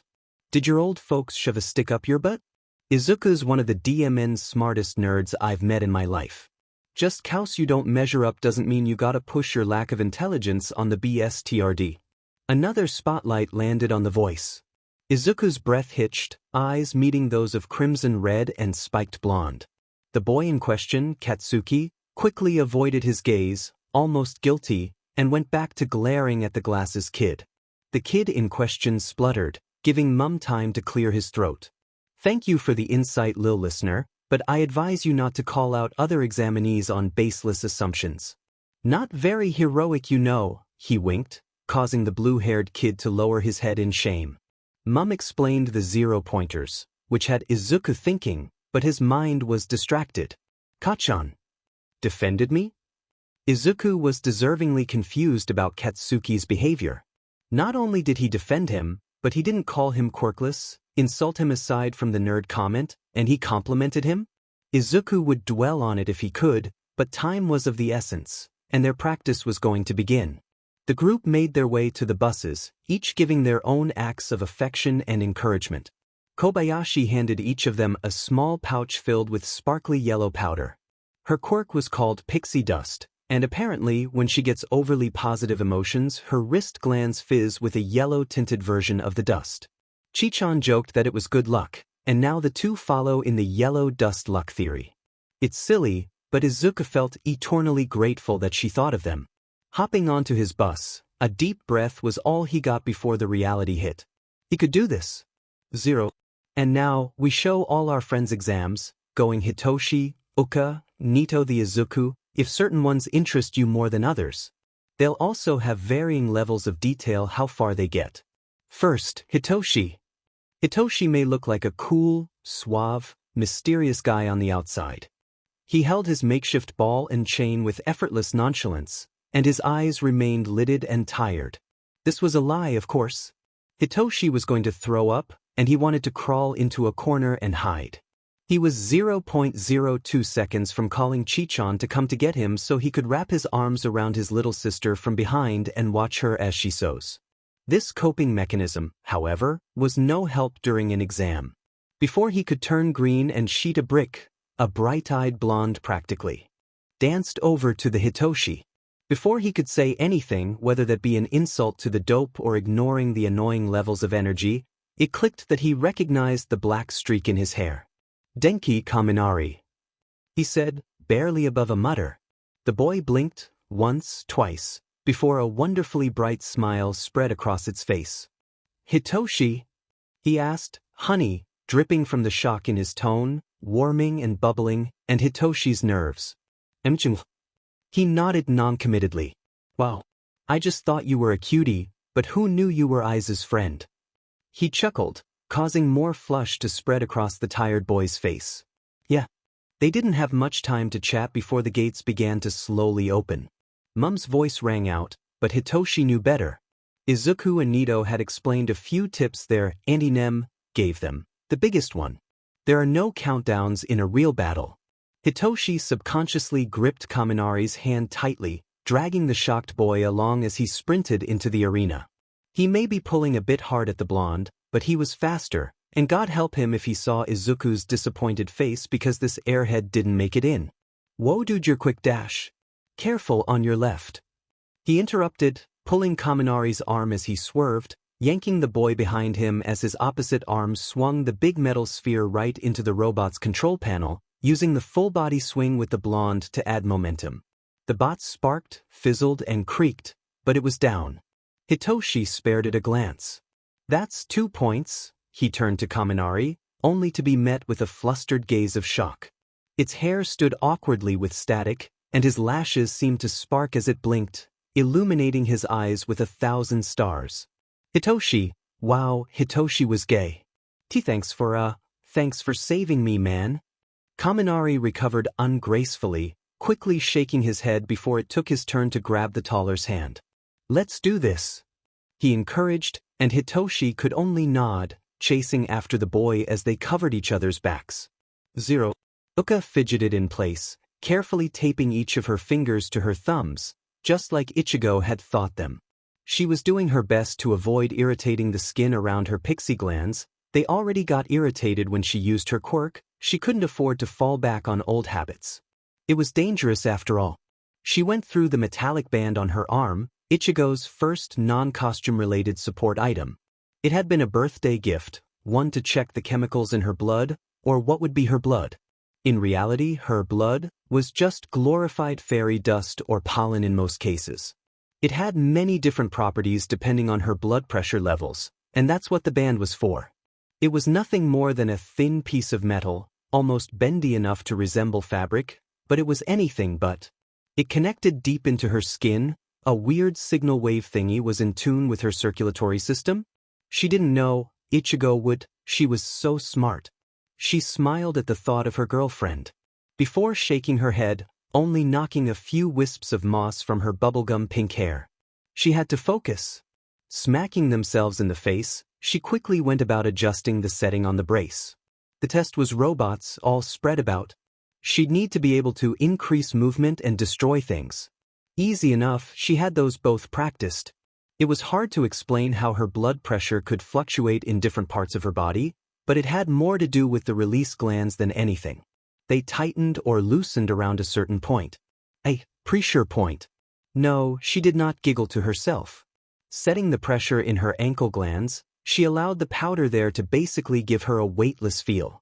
It barely lifted her above the ground, resembling more closely hover boot than floating devices, but it's all she needed, smiling as the shimmering powder doused her shoes, making them sparkle. Next, she adjusted the glands in her wrists, the far stronger set, to a very familiar setting. With this one, she'd basically be creating hyperactivated friction sand. The details were a bit muddled, but to make a long analysis short, when this dust made contact with something, it ate away at the material in a sort of really violent rug burn, but for solid materials. It was very dangerous, so she'd have to be careful, but she was confident. With a shout from present Mike, he was Izuku's mum. They were off, and she quickly set a decent pace as she hovered, almost unable to clock the girl next to her, sliding across the ground on what seemed to be a highly corrosive acid. With no shoes on. "Oh my gosh, are your feet gonna be okay?" She practically shouted over the sound of metal being sawed by millions of little dust particles. The girl, who she noted had skin the same exact tint as her hair, just laughed. "I don't seem that reckless, do I?" she teased, sending a rather pathetic arch of gooey acid over an unassuming three-pointed. Well, the arch would have been pathetic if it didn't completely melt through the robot, leaving the thing a poor, sad mess of melting iron and fizzing wires. "Holy heck!" Uka whispered, shaking her head as the girl laughed, a sweet sound. "My partners are just over there, we're gonna be working mostly together, wanna join?" And how was Uka supposed to say no to such a pretty girl? Ichigo would have her head. 0. Already, Neito felt confident. They ran at full speed into the arena before Mum could even finish his sentence, and they'd already managed a solid 23 points. The other applicants in their group seemed virtually unaware of their own abilities. Any copying Neito had to do seemed laughably easy in the face of what the original holder had been able to accomplish. Currently, they'd borrowed a distinct ability from someone with a vibration quirk. The boy was muttering about other exams, so he'd presumably applied to many hero schools. He wasn't actually using his quirk well, in Neito's opinion. The brunette chose to target the actual robots, doing nothing but causing some minor disorientation, before backing off. It was horrendously painful to watch. Neito, on the other hand, had already gotten an idea upon seeing the boy's quirk. They target the concrete under their feet, kicking up the pieces of stone with the help of a minor strength enhancement quirk, and shooting them towards the bots. If they closed their eyes, they could almost imagine the sight of benders out and about, the avatar by their side. Giggling at the childish daydream, they sent a firm stone into a row of three-pointers, solidifying their now 35-point total. Neito took a deep breath, glancing up at the digital timer above them. The virtual hero databit had set it up, and they seemed to be perched happily on the floating digits. Neito admired databit. The small fella was a non-binary icon, and Neito couldn't help but idolize them. Now wasn't the time to fangirl, though. They had an exam to pass. 0. Izuku wasn't hyperventilating. "That stupid, you're dumb, a dummy dum-dum." The lump in his throat is completely coincidental. He was using Chichan's breathing exercises to help get him ready for the physical movement, and you can't prove his hand flapping was anything but a simple stim. He's absolutely just excited. That's why he's having trouble masking. He's not anxious. His autism is perfectly controllable. Izuku is bad at lying. He gingerly glanced around where the other contestants stood about, individually analyzing them as best he could. He'd be fine.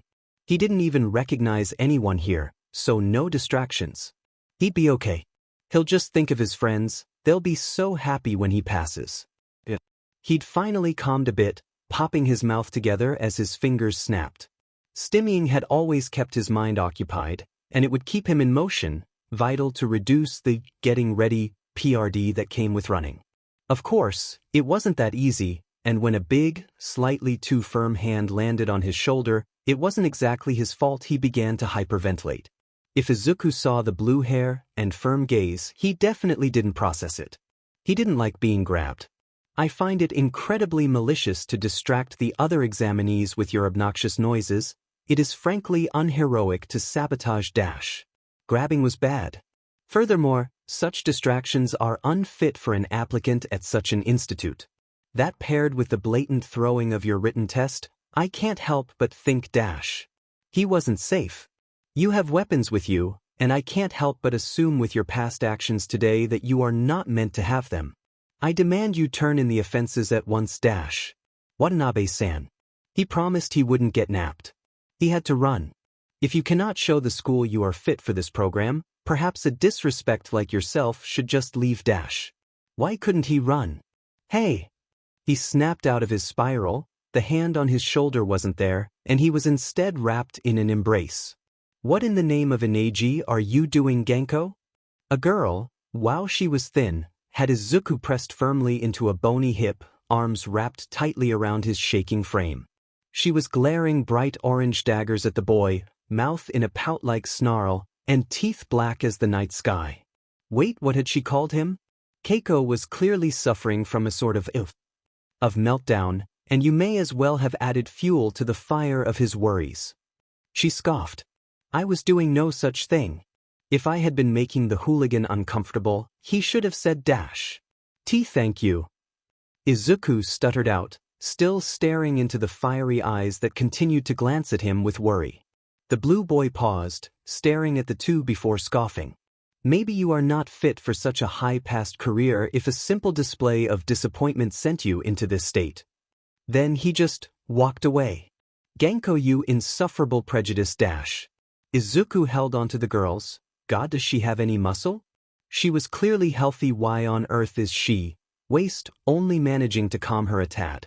Honestly, I find it absolutely absurd some children find it acceptable to meander around with such an attitude. She scoffed, pulling away to cross twig-like arms in a pout. Izuku shook his head, focusing. Thank you for helping me. And my name's Dash. A pale hand slapped against his mouth, the girl shaking her head violently. She had bells on her earrings. No names. You'll owe me a favor. Izuku blinked. Huh? He expressed, voice muffled. My quirk, I can't do names. So I do nicknames. She explained, slowly pulling her hand away from Izuku's face. Her nails were black too, just like her teeth. You quirk has to do with names? She nodded. That's why you, my new friend, are Keiko. She beamed. Izuku felt confused. Keiko was a simple enough kanji, but the only context he thought fit himself. Deer. A fawn, but close enough. She laughed. No, she geckered. Before Izuku could absolutely lose his mind, Mum's voice ran out over the speaker. No time to waste on that. The girl seemed to already be gone, and he quickly followed her example. He was in pretty good shape, only just barely in front of most examinees. He quickly took out his hookstaff sword, which needed a better name, definitely, and swerved swiftly down an unassuming alley. If he'd learned anything from his deep dives into coding, an odd, short-lived hyperfixation, many things that ran on patterned instruction had one thing that was hard to fix: getting stuck. Or maybe that was just him. Apparently not, because as he ran towards a thicker opening between two alleys, a bundle of bots was huddled awkwardly together, occasionally banging against each other. Bingo! Izuku mumbled, quickly sprinting along the wall and jumping on a trash bin. Thank Dad and his parkour, bounding time. As he hooked the ends of his fancy stick into the paneling, he counted his points diligently. 9 points, and it's barely been a minute. He scurried out the alley, running to each bin clearing and fire escape access to collect the buggy bot points. It wasn't until he'd cleared every section on this side of the city did he hear it. A deafening screech of a noise tore across the testing center, shaking the ground and deafening many contestants. He rushed towards the noise, accustomed to curiosity and a need to do something. He didn't like the feeling in his gut, and the menacing glare the glasses kid sent him as he rushed the opposite way was only more encouragement. He's glad he did. That thing was terrifying. Is that even safe? He yelped, the hand on his staff shaking too much to be useful. He noticed the big fat red zero on the behemoth's medal and was prompted out of his stupor to run with the others. Then he heard it. A deeply painful-sounding cry, animal-like in a sense, but girly in its human tone. His head snapped over, seeing the person from right before the practical, absolutely crushed beneath a heavy piece of a skyscraper. She was whimpering and keening as an animal would, clawing at the ground as a brunette stood, holding her stomach with tears in her eyes. He also knew this girl, she'd stopped him from falling. They both looked in bad shape. And the bot was close. Oh God, they were right below its wheel. Izuku couldn't just stand, he just couldn't. He ran, teeth clenched in a hiss as he slid painfully on his knees against the destroyed concrete, firmly grabbing the concrete. "What's your name?" he asked the brunette desperately, turning to the nickname girl from earlier when she interrupted. Fuwashii, and no names PLEs. She choked out, a gurgle to her voice implying blood. She might have punctured a lung. He nodded. "Fuwashii, do you have any quirk left in you?" He hurried out, and she could only nod weakly. "Good, use it on this. You likely didn't before cause it'd take 2 hands, right? I'm here now. Let's do this, go." He realized he sounded frantic, but he could tell they had barely a few seconds before they may or may not be flattened. She thankfully wasted no time, pressing the pads of her fingers against the heavy concrete, paling significantly as she tinted green. It was clear she was visibly straining with the effort. The wheel was right there. For seconds. He quickly, yet gently grasped the wailing girl's thin arms, noticing once again how thin she was. 3 seconds. With any sort of momentum he could find, he spread his feet wide and spun his torso, flinging the girl away from the danger zone. 2 seconds. She crashed into the brunette, sending them both flying back against a building, away from the kaiju-sized bot's crush zone. 1 second. The girl screamed. 0 seconds. A sickening crunch rang throughout the arena. Silence. The ground began to stain. Why was it red? Everything was quiet. No one moved. Thick red liquid pooled beneath the now inanimate wheel of the big metal creature, bits of who knows what scattered about. Keiko lay beneath that weight. Keiko had died. Keiko was dead. Daijun lay shocked, shaking limbs resembling that of lead as she lay heavy against the broken concrete, big tears rolling down the sides of her cheeks as she stared. This was an exam, surely they would never have allowed a student to perish in such a trivial event. Right? Her cries were pitched high, and the women-like screech of a fox ran out through the drafting city streets. No one but Daijun dared to make a sound. He wasn't dead. Her new friend couldn't be dead. Keiko can't be dead. And somehow he wasn't. It was unheard of, but as Keiko very clearly was not breathing, no Yurei had risen from the metal scraps. There was no spirit made of blood, wisps of her new friend's former life. He hadn't died. But how? The robot rolled backward, revealing a glowing, reconstructing boy.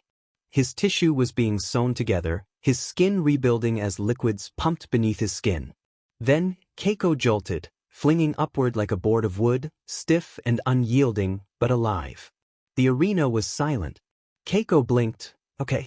I'm okay. We're alive yet." "Phew."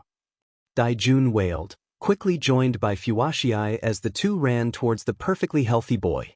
He was alive. He was okay. No one was going to die. Zero.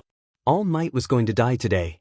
Shoyuta promised as he focused his attention on the painful grip of Hisashi's hand on his leg. He allowed his breathing to slow. Tears dried on his scruffy face, grime layering atop his skin and eyes stinging with strain. His throat felt dry, and his body felt numb, while somehow still being zapped upon nerves. His husband was not in much better shape, still sobbing violently as he gripped Shota's leg, body quivering with too much emotion. They both knew Izuku's quirk. They knew he'd be fine. Shoyuta had seen his quirk in action before. They had still watched him die. Hisashi had to watch him die. Their son had died, and it could have been avoided. Turning his attention to the shithole that was the #1 hero, his quirk activated and forcibly deflated the BSRD as he blinked in surprise. Shoyuta could care infinitely less. "What the FCK did you do?" he hissed, voice cutting through the air like a well-trained knife, sinking its blade into the tense nerves of the other teachers. The hero cleared his throat, a stern, scolding expression on his gaunt features. Now young Aizawa, Nizu was attending to other matters. He left me in charge of the 0-pointers, and I did as asked. He said sternly.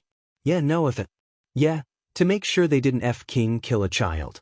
Aizawa, there is no reason to use such language. What in the world made you think allowing a student to die in an exam was ever a good idea?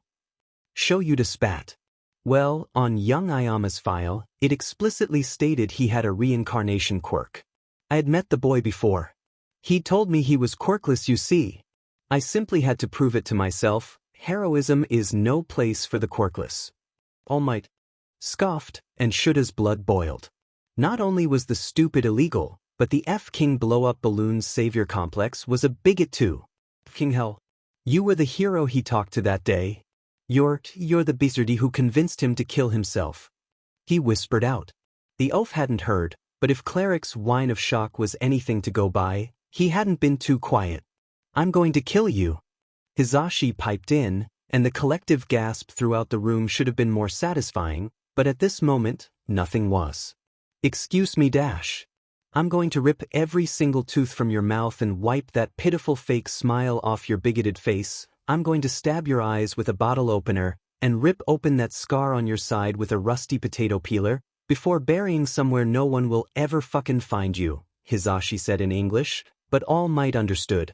Who'd think his years in America would lead to his death? The room was utterly silent. Present Mike just threatened the #1 hero? Well, I see this is quite the situation. The cheerful voice of Principal Nizu broke through the silence. Then, his smile became cold, dangerous, and terrifying. Tashinori, I'd like to speak with you in my office. I'd advise you to have your little commission friend on the line, just to be sure, the principal practically growled, before masking his feature once again and exiting the room. All Might rolled his eyes, he rolled them at Nizu, but followed without much complaint. Bsrd. Show Yuta spat, turning just in time to see his husband slump. Quickly steadying his blonde, he glanced him over anxiously. Show. I'm here, Zashi, I'm here. What do you need? Anything at all? I want to hold the babies. We can do that, yeah, he said, leaving the room before anyone could think of keeping them behind. He wouldn't have listened anyway. 0. A week had passed since the exam. Apparently, the results would be delayed. Izuku wondered why. Things had been an absolute mess since the exam day, and that is putting it very lightly. Nizu had a talk with All Might, or so Izuku heard. Apparently, the hero will be a teacher at Udata next year. Boy, was that thought comforting. Sarcasm wasn't his strong suit, but Izuku definitely thought he had an edge here. He didn't know the details. The topic was a strict no-no in the house for Mum's sake, but apparently, the whole situation was due to All Might. It wasn't clear why the guy did it, since Nizu was being kept tight-lipped, but Dad explained, not so calmly, that it was some level of quirkism. Yeah, Izuku wasn't exactly surprised. This was the first time Mum has seen Izuku's quirk in action. He wasn't taking the death well. Hizashi was jumpy and overprotective, constantly requiring physical contact from Izuku, and strict with what he was or wasn't allowed to do with friends. Dad promised it would calm down, but it was clear he was grateful for his husband's more vocal protection. Izuku wouldn't argue, and he honestly didn't hate it. Some kids might find it overbearing or suffocating on some levels, but not him. He was homeless for years, after all. He's not going to turn down affection of any sort, he'd be foolish to. As for others in his life, well, that was a bit different all around. He didn't know how to compile the responses into neat packages, so he'll just show you the texts and let you see the in-person reaction yourself. 0. Kin what? Neito shouted. Izuku could do nothing but wince at their outburst. I am kind of died. Yes, you mentioned Zuzu. They shouted, throwing their arms in the air. The two of them were currently sitting in their room, different sides reflecting their current emotions in stark opposites. Izuku was currently perched on his bed, cross-legged on his tan blanket with the big old stuffed bear Auntie Nem had gotten him for Christmas. It was the first time they'd met, and she'd immediately won him over with Mr. Sniffles. It wasn't exactly my fault though. Izuku whined. That's like, not even remotely the point. Neito huffed, exasperated as they leaned against their bed. They were currently on the floor, also holding a plushie. It was a limited edition collaboration between Sanrio.co and Databits Agency. Neito was currently holding the My Melody X Heimstreamer plush, a My Melody base, with the hero's classic tiara-themed headset and clothes, along with her classic skirt cape thingy. She was definitely a pro-hero Neito could imitate, fashion and style-wise at least. They rest their head against pink sheets, blonde hair reflecting the fairy light along with their posters in a silly way. Izuku's sibling sighed, getting up to sit next to him on his bed. I'm only gonna say this once, so you better listen. I'm not gonna waste my precious time repeating myself. They huffed. Stop making me worry about you, you're my brother, alright? Izuku cried that night, and between you and him, Neito did too. 0. Keiko! A shrill voice was the only warning before being toppled to the floor outside Recovery Girl's office. He'd been treated by Cleric, the first-year healer course homeroom teacher. Izuku had always been fascinated with her quirk, especially considering the rarity of healing-type quirks. Many healer students didn't have healing-based quirks, and considering the course has such a small class, it's a really good way to put the numbers into perspective. Right now wasn't time for him to fanboy. He currently had a hyper-energetic, super-emotional girl on top of him. Hi. He wheezed out. For such a scrawny thing, this girl was strong as heck. That was so scary. She whined out, while Izuku racked his brain for her name. You're Daijuan. Right? He asked hesitantly, and from her responding toothy grin, he must have got it right. Yup, that's me. I came to check on you, but also exchange numbers, she said, shoving an old, extremely beat-up flip phone at him. No matter the case, they exchanged numbers before heading their separate ways. Daijun, huh? She kind of reminded him of a kitsune. Oh my god. 0. Izuku Friendship Havers, members. Kiwi, Izuku. Hey guys. Berries, Ichigo. Izuku. Pineapple Tegi. You're Aliveg. Oh my god. I worked it. Grapes, Hitoshi. I see Denki is even less literate over text. Watermelon, May. Oh my gosh, you're alive. My bestest of besties, what freaking happened? First, what Neito-chan said better be a lie. Mister, I don't know if I can handle it. So he already told you? Pineapple. Do you Grapes? If I could kill you a second time I would.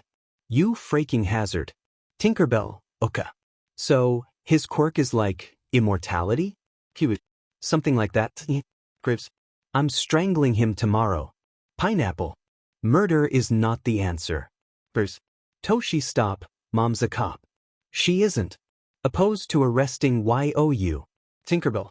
I thought your mom was an elementary school teacher? Watermelon. No, that's their mama. Their is a cop. Yeah, she actually helped me during my especially with the Kachan stuff. Neito. Grapes. I still don't know why he insists on calling the guy that anymore. Force of habit? Lemon. That's dumb.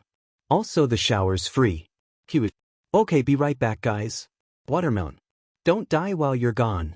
Lemon. You're watermelon. Frick you. Neito's bedroom. Neito's bedroom. Izuku would be lying if he said he was anywhere near ready for what he was about to do.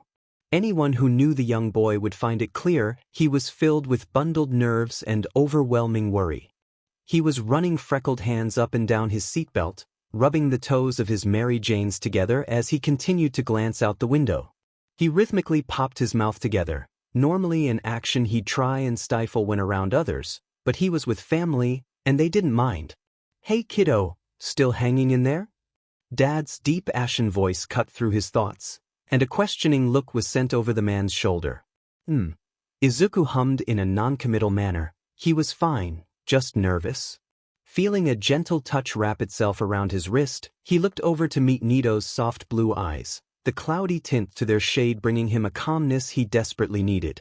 His sibling wrapped their ringed fingers gently around his own, brushing his freckled knuckles with their thumb. You'll do great, and if that guy tries anything, Mom and Dad will stop him, the blonde nodded, reassuring not only Izuku but themselves as well. Don't forget about Nemuri, Mom added happily. Yeah, Auntie Nem too. Neito agreed. Izuku smiled, he truly had such a loving family. Yeah, thanks everyone, he smiled gratefully, taking a long, deep breath as they pulled into the parking lot, settling neatly into one of the spaces labeled, Guest, in nice lettering. He would be meeting Katsuki today, for the first time since that fateful day at Aldra. It would go well. He was sure of it.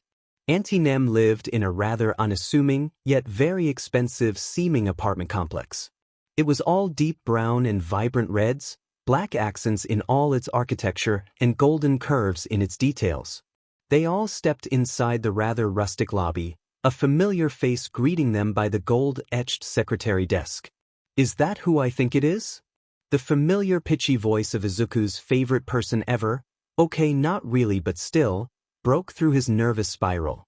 Reichi! Both Izuku and Neito called in unison, rushing up to hug the teen over the counter. How've you been? You haven't visited Kiyama-san in what, a month-ish? The boy asked, adjusting the loose button up to cover his binder a bit better. We had to let her new roommate settle in. Dad huffed, hiding his face in his scarf, as usual. Oh, Reichi nodded in understanding, sorting through a few drawers of paperwork, needing to sign in their visiting papers. He's an interesting one. They hummed. How so? Izuku asked, wincing at the hysteria slipping through his voice. The boy looked up as he lay out the visiting sheets for Hisashi, seeming to seriously ponder Izuku's question.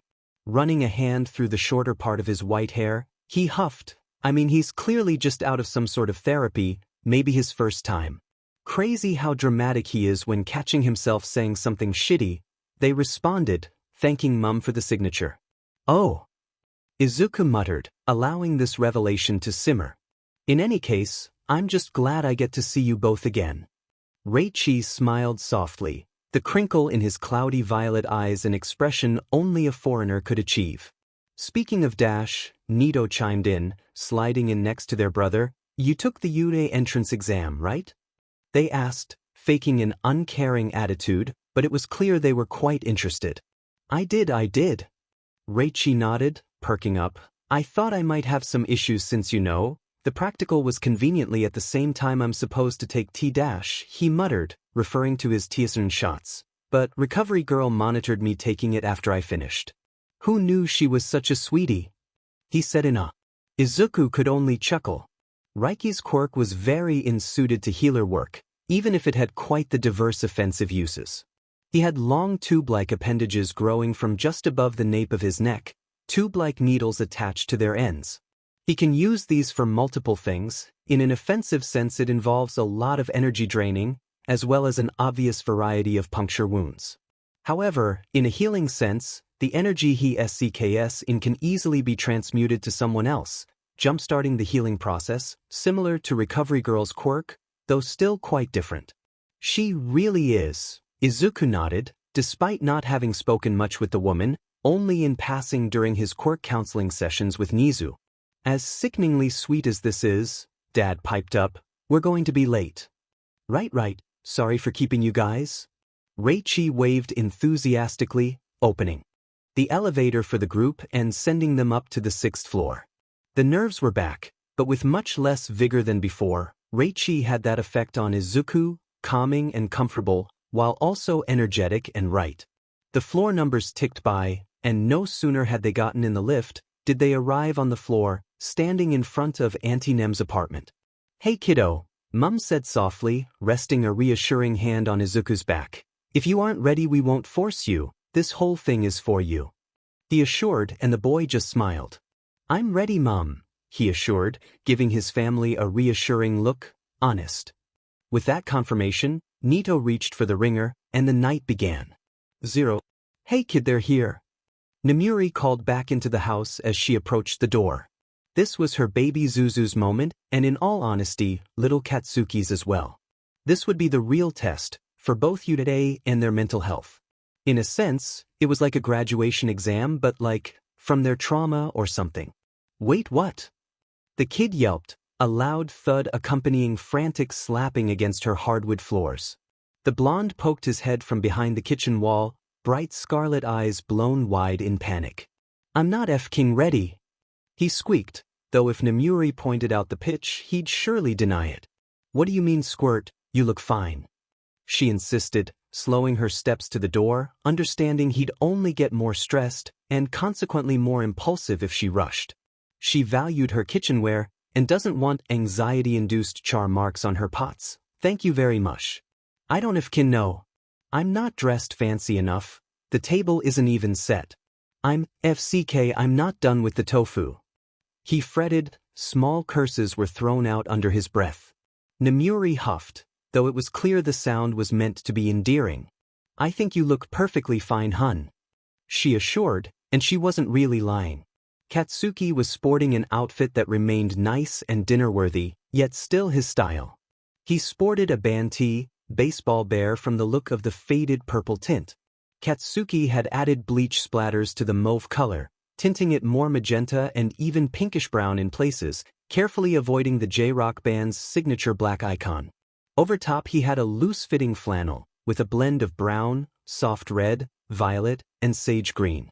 He finished off the look with a sensible pair of khaki cargo pants, though they seemed much more faded now, an assortment of jewelry across his hands to his neck all the way to a single green quartz earring in his left lobe. He honestly looked fine, and even styled his hair a bit.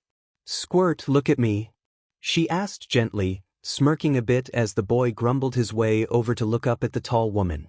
She cupped his face with delicately manicured hands. "You're going to do fine, even if it'll be hard.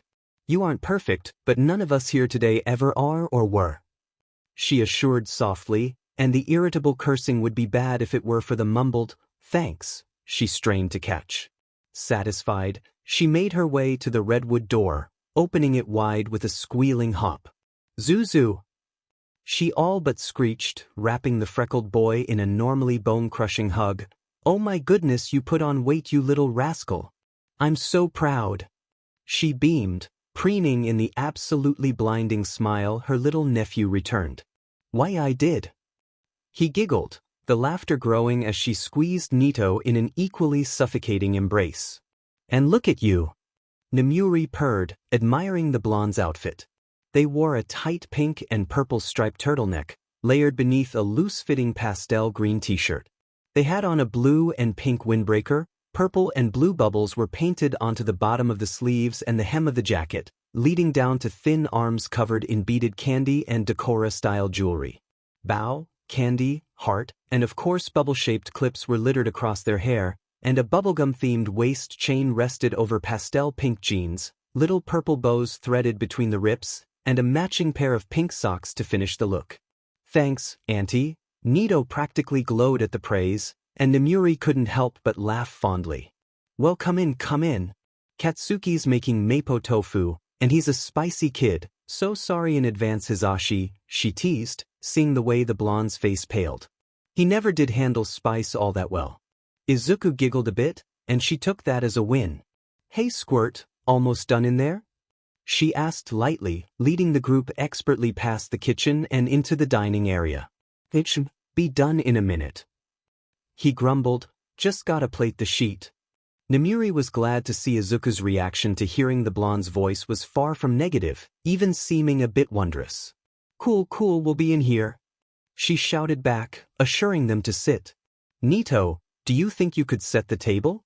Hisashi questioned, and the kid just huffed dramatically, acting as if they weighed 1,000 tons when they climbed out of the chair. "Oh my god, stop being dramatic." Izuku chuckled, entertained by his siblings' antics. "Never," they responded, sticking a purple, "oh my god," they had one of Raiki's desk candies, tongue out at their brother. As the blonde Ayama set the table, the sounds of food being placed into individual servings could be heard from the kitchen. Nemuri fidgeted a bit with her cardigan sleeves, the soft blue fabric complementing her black turtleneck sweater dress thing quite nicely. "Move your elbows, extras," Katsuki said, startling the group as he began to put down a plate of mapo tofu on each of their cream placemats. No one missed the way Izuku's eyes stayed fixed on Katsuki, more specifically his hands. It was only a little sad. After the blonde miraculously got them all their food in one trip, all it took was a quick prayer and everyone was digging in. Yeah, this was so awkward. Sadly, she'd never been the best at starting conversations, only really continuing them. They sat in subtly uncomfortable silence, until Neito, ever the mood saver, piped into the meal. We should play a question game. They nodded, mind made up. Oh, sounds fun. Izuku agreed, voice softer than normal. Sure. She clapped her hand together. Right, Sho, care to start us off with a question for the group? She prompted, and the tired man only groaned. Do I have a choice? No, Hisashi responded, earning a laugh from the table. Fine. Who's the best Disney princess? Then all hell broke loose. This was a war with no survivors, and Shoyuta knew it, the madman. Midnight's dining room plus kitchen. Midnight's dining room plus kitchen. Neito's fashion. Katsuki's fashion. Dinner was an event, to say the least. When war broke out between the factions of meal guests, it wouldn't be long until a clear divide between teams was shown. Mum, Neito, and surprisingly Katsuki were all for the classic Disney princess, respectively favoring Ariel, Cinderella, and Mulan each. However, Dad, Auntie Nem, and Izuku had a much stronger leaning for the newer, more modern Disney princess. Merida, Elsa, and Rapunzel respectively for the latter half of the group. It was a violent war, and in the end, a truce couldn't stop the bickering ideals of feminism, classical elements, and nostalgia. The kids were told to escape, leaving the adults, the pros, her heroes, to battle out their Disney princess preference brutally. Seriously though, after it was clear none of the adults would relent, Katsuki instructed the Ayama siblings in the dinner cleanup, eventually leading them to his room. Stepping inside, Izuku couldn't help but stare at the completely new space. When they were kids, the blonde's room was littered with all might similarly to Izuku's, no matter how bitter he was at the prospect. Now, however, the small rock band and Skull Therese seemed to merge into something rather new. He had a messy white bed that took up a generous corner of the room, pushed off the wall only by a dresser covered in different products for not only the boy's hair but his skin too. He had a small TV, wall vines, posters, and vinyl records. A drum set was off to the side of the door, and sat neatly beside a shoe rack filled with Converse. A longboard was perched nicely above the closet door, and a few energy drinks were pulled neatly on a shelf, almost aesthetically. Sorry it's a bit messy, don't FNG say SHT about it though. The angry blonde grumbled, clearing out a space on his bed, fluffy the covers before flopping down. Why would I say SHT? This place has enough SHT already. Neito snarked, and Izuku visibly froze up. Sure, Neito was always like this, malicious teasing with no real negativity behind their words, but the Katsuki Izuku knew and regrettably still loved did not like snark. But, to his surprise, the angrier of the two blondes was hiding a grin. He shouted back at Izu's sibling. Yeah, but at least this isn't as messy as your dumb SS outfit, he teased, and in an instant, the two were in a back and forth of banter, not unlike the interactions Neito has with Hitoshi. Katsuki was starkly different from what Izuku imagined, and even more so after he said next to nothing about the freckled boy's curious exploration of his personal space. Even when Izuku impulsively took off a vinyl record to examine it, the blonde had no reaction but a fretting glance at his actions, as if worried the shorter would purposefully break the old thing. He was different, and Izuku wasn't sure he minded. He was worried his childhood friend would be a completely brainless husk of his former self, or at the very least a completely different person after the amount of therapy he endured because of the law. However, this was far from the truth, as the blonde was now a definite AS, but one that was far more humane and friendly than the old bully from a few months ago. It was nice. So, Katsuki, you took the exam, right? Izuku chimed in past the two's ongoing roast battle. Both blondes looked towards the freckled boy, giving him their rapt attention. Which was a bit weird feeling, Izuku thought as he squirmed a bit. Of course I did. How do you take to be for Zuku? The blonde scoffed, and Izuku couldn't help but freeze as he put the vinyl back upon the wall. Turning slowly, a lopsided grin across his pale face, he asked. Zuku? Katsuki mustn't have realized the name he'd used if the furious flush on his face was anything to go by. Yeah. So what of it, sir? He tried, and Neito couldn't help but cackle at the poor boy's embarrassment. Yeah, to be fair, this Katsuki was much better than what Izuku once knew. Sir. A couple of weeks passed before Katsuki really came to visit the Ayama household. Dad was extremely nervous, though anyone but his family wouldn't really be able to tell. In the end, a compromise was made.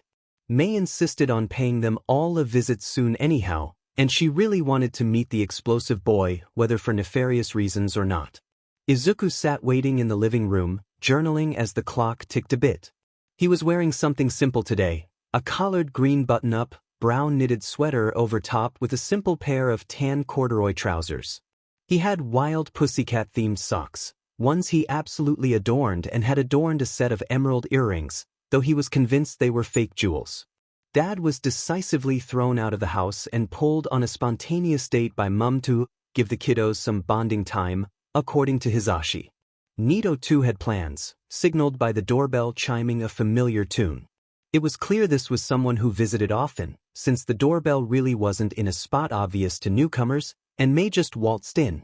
"I'll get it," Izuku called to his sibling, who was meticulously fixing their makeup back in the two's room. Stepping towards the door, he swung it open to reveal the bouncing form of Ichigo in front of him. "Hey, Chichan." Izuku greeted with a smile, admiring the girl's winter Y outfit.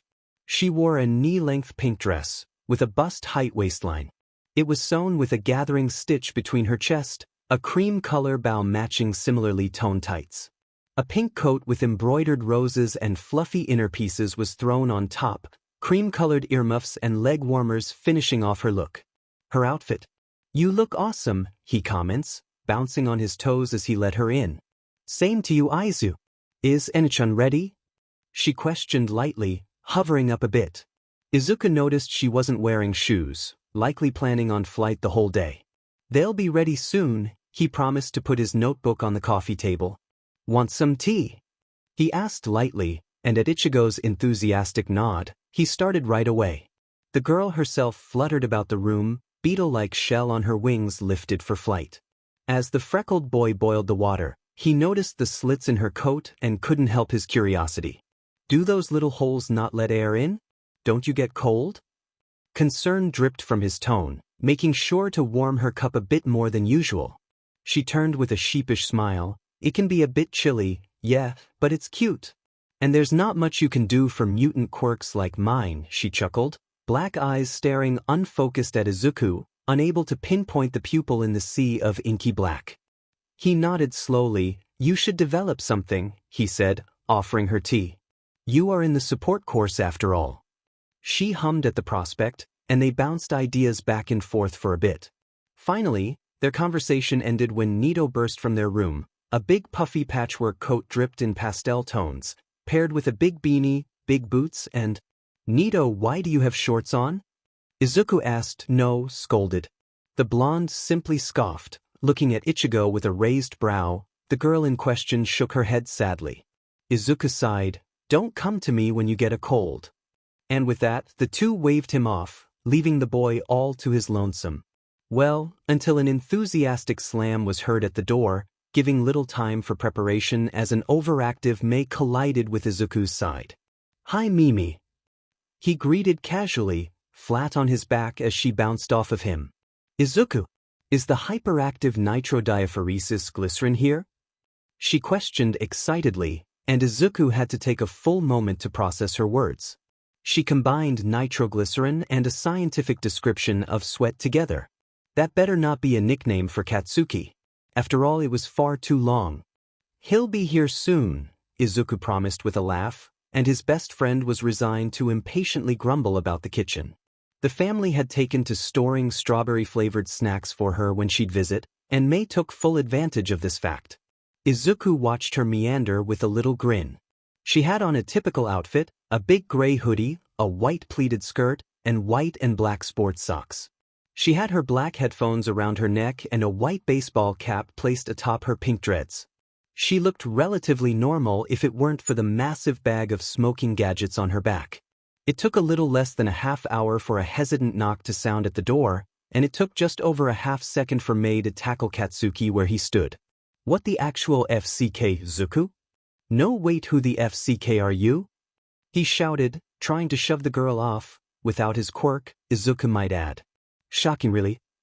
Hatsum Mei, Izuku's best friend and personal support agent at your service. She exclaimed quickly, bouncing on Katsuki's lap with excitement. The boy in question, ever the one to be open about his attraction to any and all genders, flushed a furious shade of red, imitating his fiery eyes. Gee, get off of me! He yelped, finally shoving her off as Izuku cackled. Stop laughing, nerd! She screeched at the shorter, grumbling past and into the house when he refused to quit it. Katsuki was wearing a loose-fitted brown button-up, baggy faded black pants, and bright red Converse accompanied by his camo green socks and bag. You guys see, he spat, flopping down on the couch as the two followed, stifling their giggles. Within a few minutes, the group was engaged in enthusiastic conversation, bonding over their mutual love for academics, knowledge, and hero society. Whether Izuku and Mei could admit its flaws to the ever-hero-worshipping Katsuki was left to be seen. Wait, so Katsuki, Izuku said suddenly, halting their little drawing game. Ichin? The blonde grunted in question, sparing him a glance. Since you live with Auntie Nem, are you friends with Reichi? He asked, and the blonde scoffed loudly. Friends is a strong word, Izuku. I didn't have a choice in the matter, the guy practically kidnapped me. He mumbled, slamming a paper down with a hero suit design dead center. It looked frankly ridiculous. Huh, that adds up for him, Izuku agreed, placing his own design down with much gentler hands. He seems really cool. Mei agreed, placing her own, well-drawn, perfect design. Show off. Katsuki spat quietly at her piece. He apparently got in, not sure what class though. Izuku beamed. Katsuki groaned at this, further spurring the freckled boy on. Why, you don't like him? Izuku interrogated, followed quickly by Mei. His quirk is absolutely fascinating. Katz huffed, he's fine and all, I'm just worried about his weakest nerd arms, and I like FCK, I don't want people to tease him, you know, the blonde explained, scowl etched into his face as he thought. Why would people make fun of him? Mei asked, tilting her head to the side as she did so. Izuku had an idea but wondered if his thoughts were lining up with their friends. It's just knowing what I know about bullying and SHT. The fact he's like, you know, trans, I worried. People are assholes and he's one sensitive-ass guy, you know?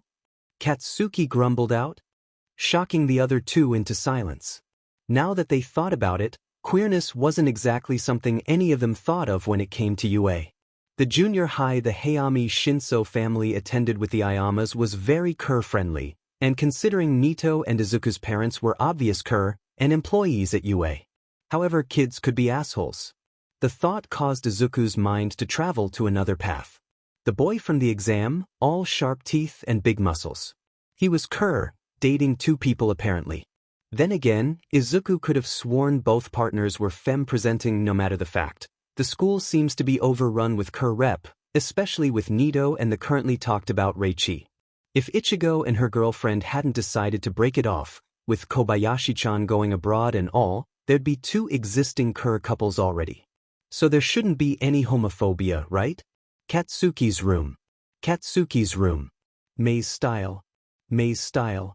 Okay, so as you know this FIC hasn't updated in actual months, and the reason for that is because I hate the direction the FIC is going. I loved my original concept but ended up making it too generic and f'd up my original characterization. Here's to say, I'm doing a full art. If you started reading this FIC recently, or are a long-time reader, there will be chapter notes saying when the chapters were rewritten, and when we reach chapter 20, or technically 10, since I'm shoving chapters together to make them longer. Will be when new chapters come out. Not sure when that will be, but please stay tuned to reread this series.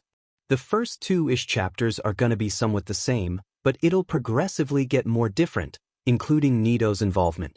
Please don't give up on BGMI just yet.